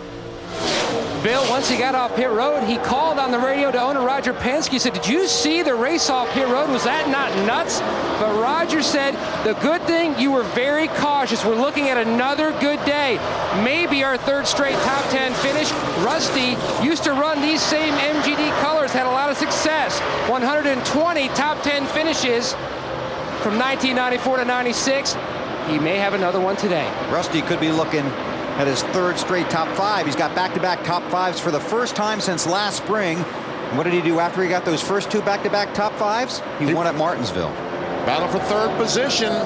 16 of Greg Biffle, the 8 of Dale Earnhardt Jr. Give it to Biffle. You know, when we were in Vancouver with Biffle, he said we could talk to him under green, but this probably isn't the right time, huh? Would be a good time. So Biffle up to 3rd. Junior behind him, everybody chasing Matt Kenseth. He's led 162 laps so far today, hoping to lead the last one.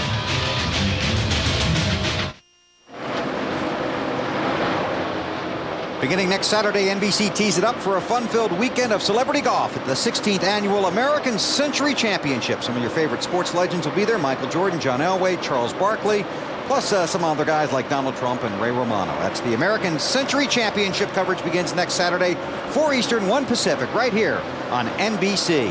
Matt Kenseth continues to lead over Tony Stewart, Greg Biffle, Earnhardt Jr., and Kurt Busch. Kevin Harvick came to pit road for what appeared to be a tire issue, lost the lead lap, fell from 5th to 30th. Tough break. Alan, how about the 29? Well, we were just talking about this a few minutes ago, guys. Kevin Harvick thought he had a right side tire going down. They've checked the tires over. So far, they haven't found a problem. But what did he do, Wally? Well, the thing is, like I said earlier, now these guys are seeing all their buddies hitting the wall because of tire issues, so they're paying attention to it. Now, if they feel something, they're coming in to be sure because they don't want to hit the walls, Robbie Gordon was smoking pretty badly on the apron 3 and 4, but I think he was off the racing surface. We stay green. This is a pass-through penalty because Gordon was on pit road a moment ago. Too fast on pit road. He was too fast entering pit road. So now a pass-through penalty. 55 miles per hour.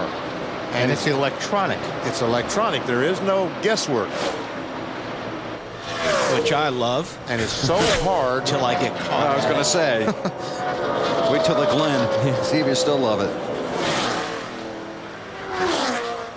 Jimmy Johnson has worked his way up to 12.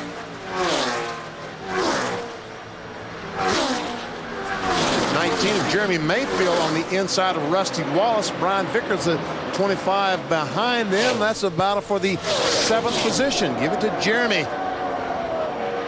So about these tires, we've got guys really concerned about them. And now we've got a Michigan Chicagoland combo platter. Now I'm thinking I'm feeling it, but I really am feeling it, so I'm going to go get them changed. Yeah. Let's get an update on Sterling Marlin, Marty. Well, and Bill, the day started to look good for Sterling. They had the car right where he wanted, had moved up close to the top 10, was running 13th, radio the crew last lap. Engine starting to go bad. They're going to come to pit road, check to make sure it's not a spark plug wire, but he is definitely on 7 cylinders and thinks the engine is blowing up. Oh, me. Just when things start looking good. Mark's going to work on Rusty here. Caution flag is out. Debris. Caution for debris. 24 laps to go. Now the strategy stuff is really going to play out. This is exactly what you're talking about. Do they no tires? Do they stay out? Change 2 tires, 4 tires? And Robbie Reiser and Matt Kenseth, they did not want to see a caution flag. And you talked at the beginning of the day about track position being. Got to think that 17 car is going to stay right where he's at. I could probably be just a little tighter on exit. Well, like I said, they may just take 4. Behind probably. Oh, boy. If he comes in, there's going to be people that won't. Right. The guys in the back have a lot to gain. And that's the thing. When you're the leader, you're the sitting duck, because whatever you do, everybody's going to do the opposite. Well, this is going to be very interesting. Alan, what do you know? Well, just thinking about. We'll get back to that. Alan was thinking about something. He had a thought. I think his battery went down. And he was so strong. I probably put fuel in it, Robbie, just because of our problem. Yeah, it's this one. Our problem. You back, AB? All right, sorry about that. A little technical difficulty there on my part. Remember, we were just talking about how that 47, 48 lap run to the finish was going to make some people uncomfortable on tires. If you've had a car as good as Matt Kenseth's all day, I wouldn't take the chance. I'd come in and get 4 tires. Wouldn't you, Wally? I wouldn't, Alan. No? Just because of the track position thing we talked about, it's so important to be in that clean air. And I just think track position's everything right now. What do you think, Matt? Pit road's open, but there's some debate on the 20. They're going, well, track position is so important. We didn't see anybody make a huge charge up through the field with fresher tires in the last run. They're waiting to see what the leader does. I bet Stewart does the opposite of the 17. Kevin Harvick is the lucky dog. Here they come. No, Stewart's coming. And everybody's so wow. Who was the first car? No one. Here we come. Matt, how about the 20 pit stop? He said, here we come. The back end, though, a little nervous on that last run. Zippy's going to try to fix it with an air pressure adjustment.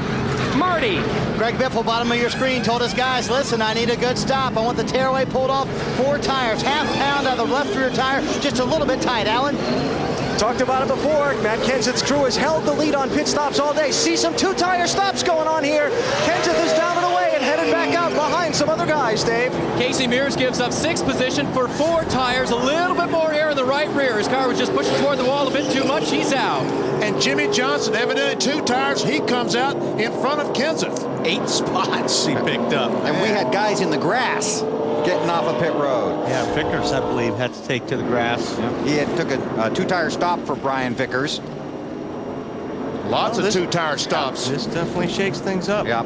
And this is what we thought would happen if the caution came out. Right. We'll take a break. When we come back, we'll straighten it out. We'll take you to the checkered flag. There are 22 laps to go in Joliet. It has been a spectacular afternoon here at the Chicagoland Speedway in Joliet, Illinois. More than 75,000 fans are here watching the 18th race of the NASCAR Nextel Cup season. Temperature in the low 90s, not a cloud in the sky. Beautiful day for racing. Let's get an update from those pit stops, starting with Alan Bestwick. Well, Steve Neal is Dale Earnhardt Jr.'s crew chief. You have the lead. How'd you get it? We got 2 tires instead of 4, but track position has been killer for us, and our car makes a lot of downforce, so it means it loses a lot of downforce in traffic. So typically when Junior runs by himself, he can run quicker than when he's around other cars. We just want to get him out front, get the Budweiser people a little bit of fun, and And I think there's a lot of good cars between us and the 17 that got 2, and they're going to race like mad. So it remains to be seen what happened. But either day, these guys and all the guys at the shop and everybody cooperating at DEI have done a terrific job turning this thing around. Thanks, Steve. Thank you. Steve Meal, there's the thinking. And Earnhardt Jr. is the leader among the cars that pitted. Scott Wimmer in the 22 car did stay out. Well, Steve brings up a good point. There's a lot of cars in between him and Kenseth, and those guys are going to be racing really hard. So if Earnhardt can get out in that clean air, and we're talking about the downforce, clean air, that means it's pushing the car into the racetrack better. Matt Kenseth took 4 tires. He's 9th. Tony Stewart took 4 tires. He's 10th. Up front, the 8, the 19, the 25 of Vickers, the 6 of Mark Martin, Jimmy Johnson, and Kurt Busch, all with 2 tires. They don't have anybody a lap down pulling up on the inside of this restart. There's Kurt Busch trying to make a move on, is that Jimmy Johnson? And Johnson's going by Mark Martin on the outside. Brian Vickers looks to the inside of Mayfield. Wow, Jimmy Johnson got a start. Past 3 cars. And update. Right. That's okay. Well, they were talking about it on the radio, the 2-tire change. Jimmy Johnson and crew chief Chad Canals, and Chad said, well, what the heck? At least we got the right rear on there. That's what I really want to make sure we got changed. 3 wide off turn 4. Jimmy Johnson on the outside. Man, he's looking good. In a cushion. And 17 car, here he comes, Kenseth. Awesome job, buddy. Wreck behind you, wreck me. Caution is out. Jeff Gordon involved. He and Mike Bliss. I heard Mike Bliss. His day just got worse, didn't it? And it was already bad. Yeah.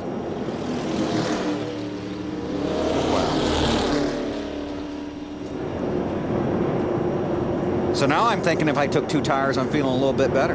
Yep. Yellows are your friend. Yep. Kenseth has worked his way up to the 6th. Yep. 6th position. The more laps you can run under yellow, the less laps you got to have Kenseth trying to catch you. Yeah. And Tony's been right with him. Tony is up to 7th. See if we have any idea what might have happened. That's in progress. No. Right in the center. Let's go on board with the 11, Jason Leffler, and see if we can see anything. Well, there's Mike Bliss there on the inside. That's what happened. Yep, just got it. Stay low, stay low, stay low, stay low. Inside, clear all around, clear. Got into Jeff Gordon's left rear quarter panel. That was pretty self-explanatory right there. You don't need to really elaborate on that one. Wow. So Gordon will take a hit in the points in addition to the hit on the track. And Jeff talked on the countdown to green about top 10s would be nice. Not today. Currently scored in 29th.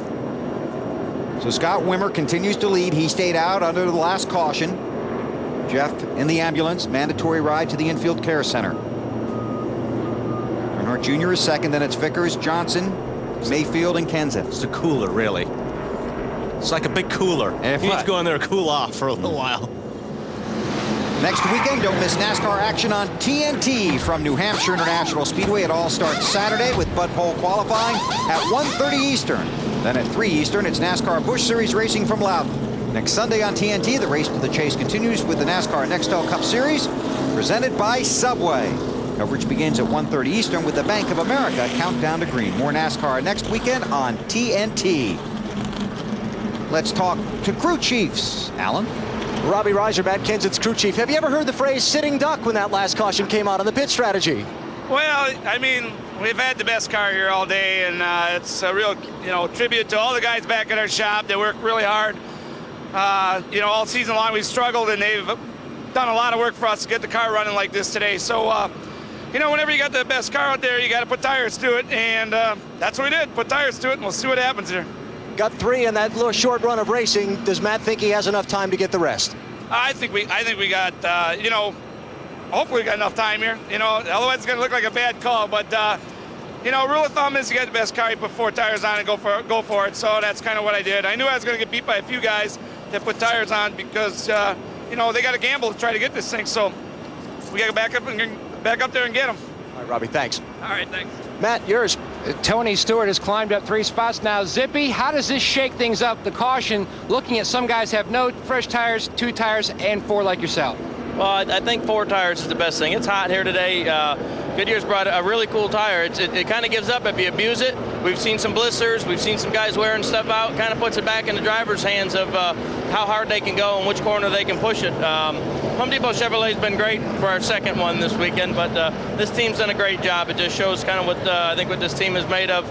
Nobody put their heads down. Everybody just kept digging all weekend. Guys at the shop brought us up another car, and couldn't be prouder to just be part of this group here and the run we've had in the last month. Tony, I know he's hurting, but he's hanging in there. He's done a great job today. And describe the turnaround, because yes, Michigan was a huge indicator, but you had a plate win and also road course win. Does this mean you guys have turned the corner in the non-plate racing like here at Chicago? Well, I hope so. You know, and this is a racetrack we've run really well at in the past. We've got good cars, we've got great motors. We just we needed to put everything together, and we've been able to do that in the last couple of weeks. So hopefully we won't forget how to do that, and we'll continue it. And you know, just like I said, proud of everybody at Joe Gibbs Racing for their effort. We got off to a little slow start at the beginning of this year, and you know, they've all stood behind us and been digging, working a lot of hours. And you know, everybody in this sport works a lot, but you know, it's easy to get down and get a little stale when you're not doing good. And our guys have worked really hard. I'm proud of them. I'd say they've had some good runs here at Chicago. A 3rd, a 2nd, and last year a 1st, and he currently sits 7th, Alan. All right, I'm going to lean across the car chief, Mike Kelly, pardon me, and talk to crew chief Jimmy Fennick. Jimmy, you took 2 tires on that stop. He's going to talk to Kurt there for a second. You took 2 tires on that stop, but you had a little trouble getting off pit road. Do you have enough time to get back what you lost? Well, we gambled on 2 tires. Some of these guys took 4, and then we were coming out as the 32 was coming in, so that kind of set us back. We had to stop, so we lost all our track position there. So we'll see what we get out of it. All right, Jimmy, thanks. Still under caution here at Chicagoland. Not getting enough NASCAR today. How about tomorrow night on CNBC NASCAR Gold? They go behind the scenes to look at the sport. It's an in-depth 1-hour look at NASCAR, from the corporate boardrooms to the pits in the Daytona 500. NASCAR Gold Monday night at 8, and again 11 p.m. Eastern on CNBC. Well, see, Sterling Marlin's 40 car is about to give up to Ghost. I think Sterling might as well ease on down to the garage here and beat the traffic. If he can get there. Doesn't sound too good. Bring it on in, boy. Scott Wimmer in front. And I talked to Bill Davis this morning, his car runner in the garage. He says, we're not ready to win, but we sure do need a good finish. They've basically crashed out, according to Bill, in 9 of the first 17 races this season, and a lot of it not by their own doing. And when you've got a young guy in your car, you got to get him laps, and Scott just has not gotten a lot of laps this year. All right, we're just about to go green. 13 laps to go after the green flag is waved. Can Kenseth get up to the front? Can Junior get by Wimmer? It's like Jimmy Johnson last time was a hero on the restart. And experience versus experience, 2 tires versus 4 tires. Waiting. Green flag back out at Chicagoland. Green flag, green. Junior got a good restart. But here comes Jimmy Johnson on the inside of Junior. That's Vickers. Brian Vickers. With Vickers. Johnson's going on the outside of Vickers. Vickers had to back off the gas down in 1, and Johnson goes by. Shot fire. Got to run.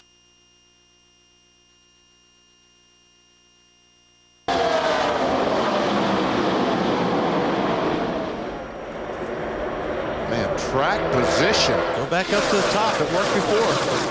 Matt Kenseth gets by the 19ers, trying to. Here comes Tony Stewart. 3 wide down in 1, and Stewart goes by Matt Kenseth. The apron has been a popular place to pass today. That's what these guys need up front. They need that 17 car to be held up just a little bit, and there goes Earnhardt. For the lead, Earnhardt Jr. All right, he's got it. Can he keep it? Can he keep it? There's some serious competition coming behind him. Tony Stewart, and here comes Wimmer back. Check out Scott Wimmer in that 22 car. He goes back in the front. Ooh, a little loose. Earnhardt gets a little bit loose up there. Wimmer led the lap. Oh, Wimmer a little bit loose. Yeah, I think he may have got loose by the 25 car, Brian Vickers. Junior back in front. If he holds the lead when he comes to the start-finish line, it will be the first lap he has led since Talladega and just the 6th lap led this season. Well, Steve Mills said car works good when it's out front. We'll see if he can stay there. 10 to go. And Kenseth and Stewart side by side back to about the 5th position. Kenseth is in front. But does he have time? I don't know that he has time enough to get to Junior. That thing's pretty fast, VP. Jeff Gordon treated and released at the infield care center. Kenseth and Stewart inside of Wimmer. Just depends on how long it's going to take him to get around these other cars. But Vickers going for the lead, trying to get under Junior off turn 4. Can't quite make it. Wow. And we've seen how Brian Vickers drives coming to the checkered flag. Nextel All-Star Open. Marty? Jeff Gordon's come from the infield care center, Bill. Wrong place, wrong time, Jeff. Well, you know, Mike Bliss had a lot to do with that one. I mean, there was nowhere I could go, and you know, I'm embarrassed that we're even back there to begin with. I don't know what's going on. You know, we just been struggling really bad. It's very frustrating, and you know, when we get up to the front, hopefully that kind of stuff won't happen. Difficult end to a tough day for Jeff Gordon. that's what Junior needs right there. He's got a pretty good gap right now. He's got nobody around him, so he's got all that downforce he needs. And Kenseth goes by Jimmy Johnson in the 3rd. 8 laps to go. Junior's driving away from Vickers. Earnhardt Jr. up front. Then Vickers, but it is Kenseth in that blue 17 on the move. 7 to go. Matt took 4 tires, as Robbie talked about. He has had the best car all day. Matt has led 176 laps. Hey, what, Junior's standing up in the seat right now. Well, he is. He's the fastest lap that time was run by Dale Earnhardt Jr. And this is what we talked about earlier, being out front. That's the advantage. Vickers knows the 17 is faster. But this helps Earnhardt. Yep. Yeah, he's going to race him down there. All right, Kenseth has that 2nd spot. Yep. And 5 laps to go the next time to try to chase down that 8 car. And it's a racing cliche, but it's one thing to catch him and another to pass him. That front car could get awfully wide for a lap or 2. You think he's hungry? The guy driving that 8 car? I think both of them are. Earnhardt Jr. has struggled all season and has struggled really on these mile-and-a-half type tracks. His last win came in Phoenix of November last year, 20 races ago. His best finish so far this season, 3rd. Earnhardt Jr. took 2 tires under the most recent caution. Matt Kenseth in the 17 took 4. But as Steve Mills talked about, see, the crew chiefs, when they make the decisions, they know what kind of cars they have. The 8 car, heavy downforce car, it's going to run much better out in clean air than it does back in traffic. And he's got him out in front. It looks like he was correct. The last time, Kenseth a little bit faster, about 0.2 of a second faster than Junior. But Kenseth, when he gets back to the back of that 8 car, may lose the balance on his race car. That's going to help Junior as well. There's Jimmy Johnson going under the 25 car for the 3rd spot. Takes it from Vickers. Go, Junior. 3. You know Junior is driving the wheels off that thing right now. He wants this bad. But Matt was 0.2 of a lap, 0.2 of a second faster on that last lap. Last couple laps, he's been 0.2 of a second, but don't think he's got enough.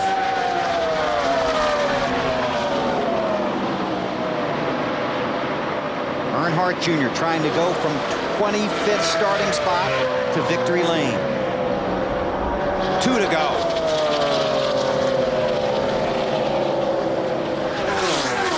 You think he's up on the scene. What about all those Junior fans around the country that have nothing to cheer for all year long? They're sitting on the edge of the couch. Well, they were cheering last week about 1:30 in the morning. Coming to the white flag. Stay focused, buddy. Exactly. Stay focused. Don't even look in the mirror. Jimmy Kitchens, the spotter for Dale Earnhardt Jr., telling him, be focused.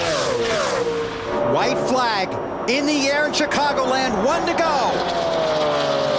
Junior was leading, and Kenseth had the fastest lap last time, but I don't think it's going to be enough. It's going to be close, but I agree with you, Bill. I don't think he's going to be able to get him. Down the backstretch for the final time. We're by 8. We're in good shape. Exaggerated on 8, but it's enough. Through 3 and 4, Dale Earnhardt Jr. has struggled all season, but today, the Great 8 goes back to victory lane. Earnhardt wins in Chicago.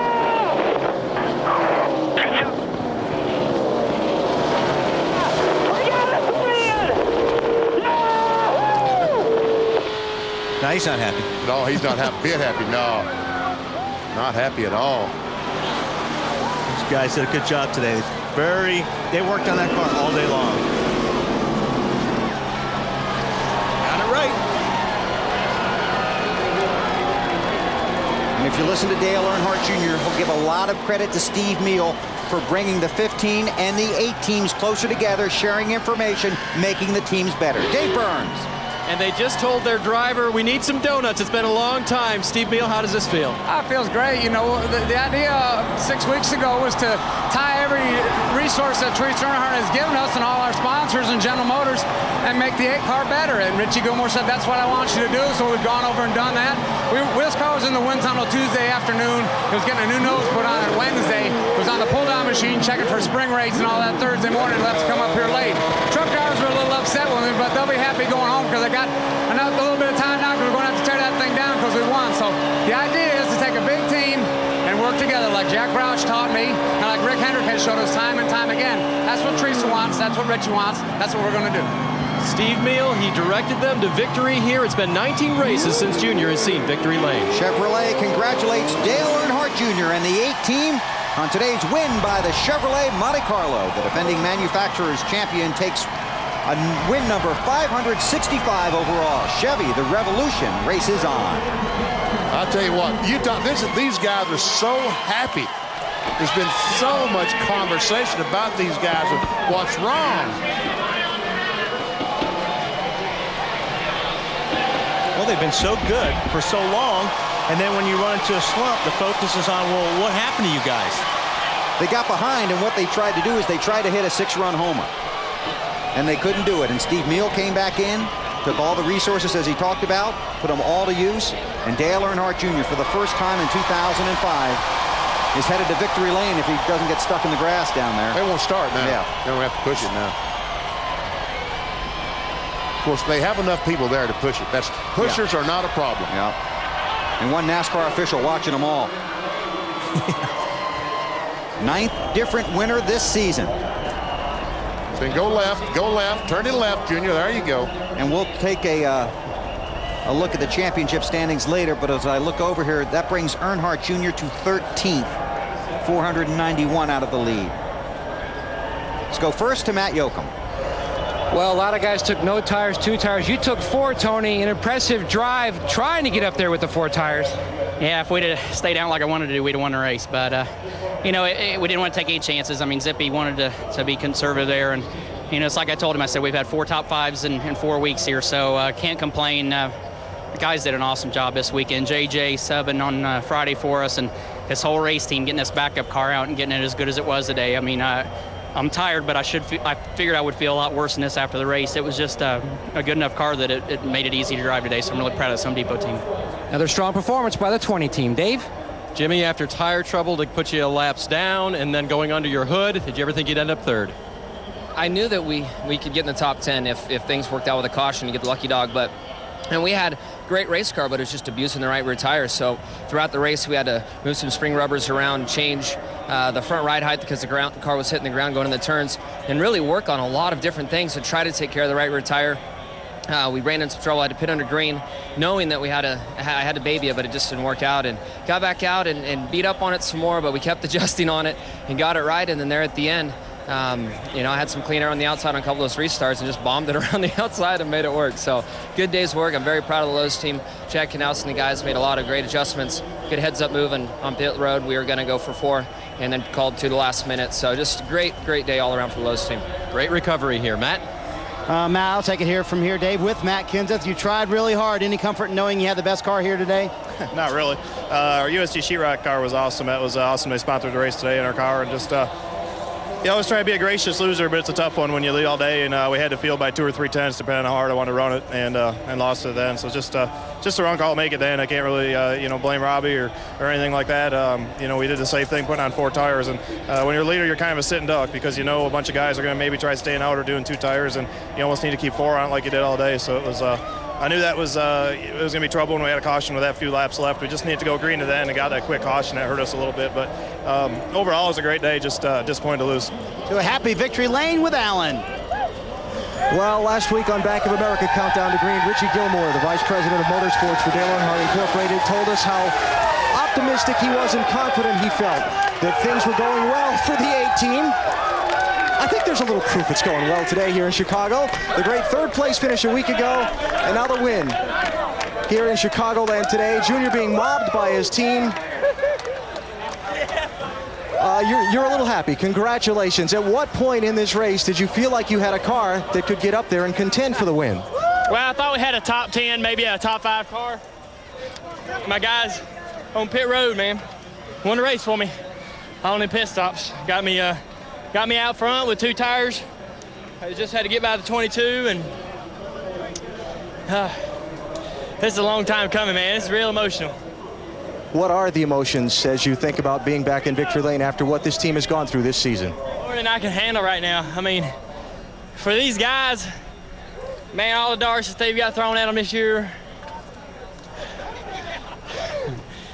it's just awesome. I can't explain it, man. I mean, it's just great. We're just real happy.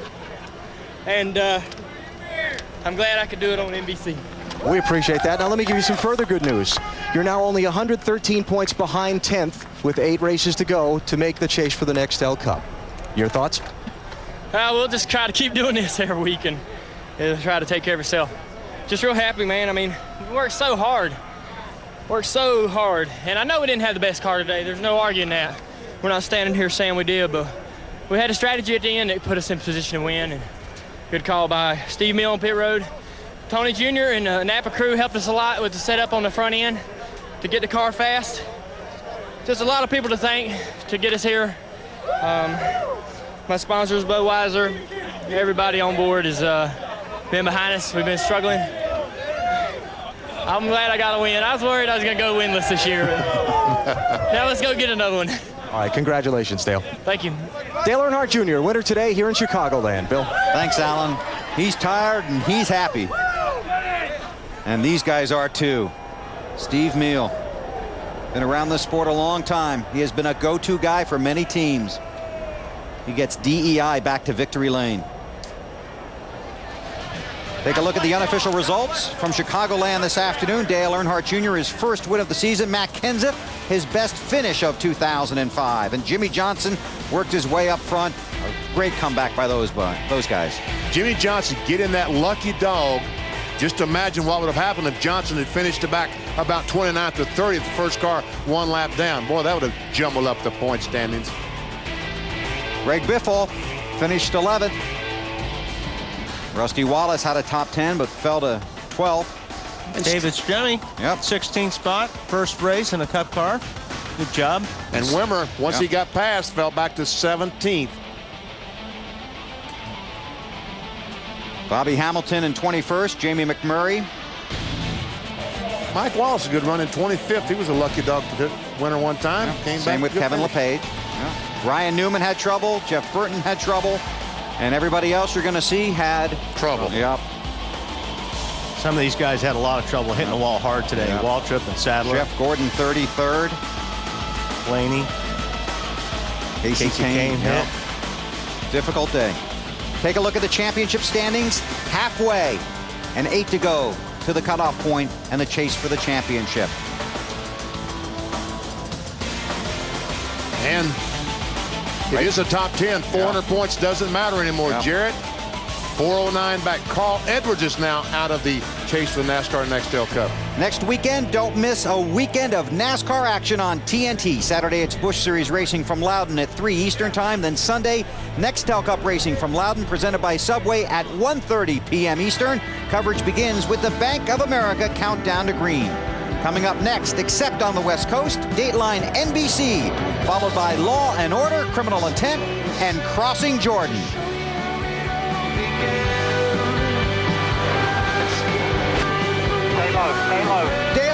Jr. has struggled all season, but today the grade 8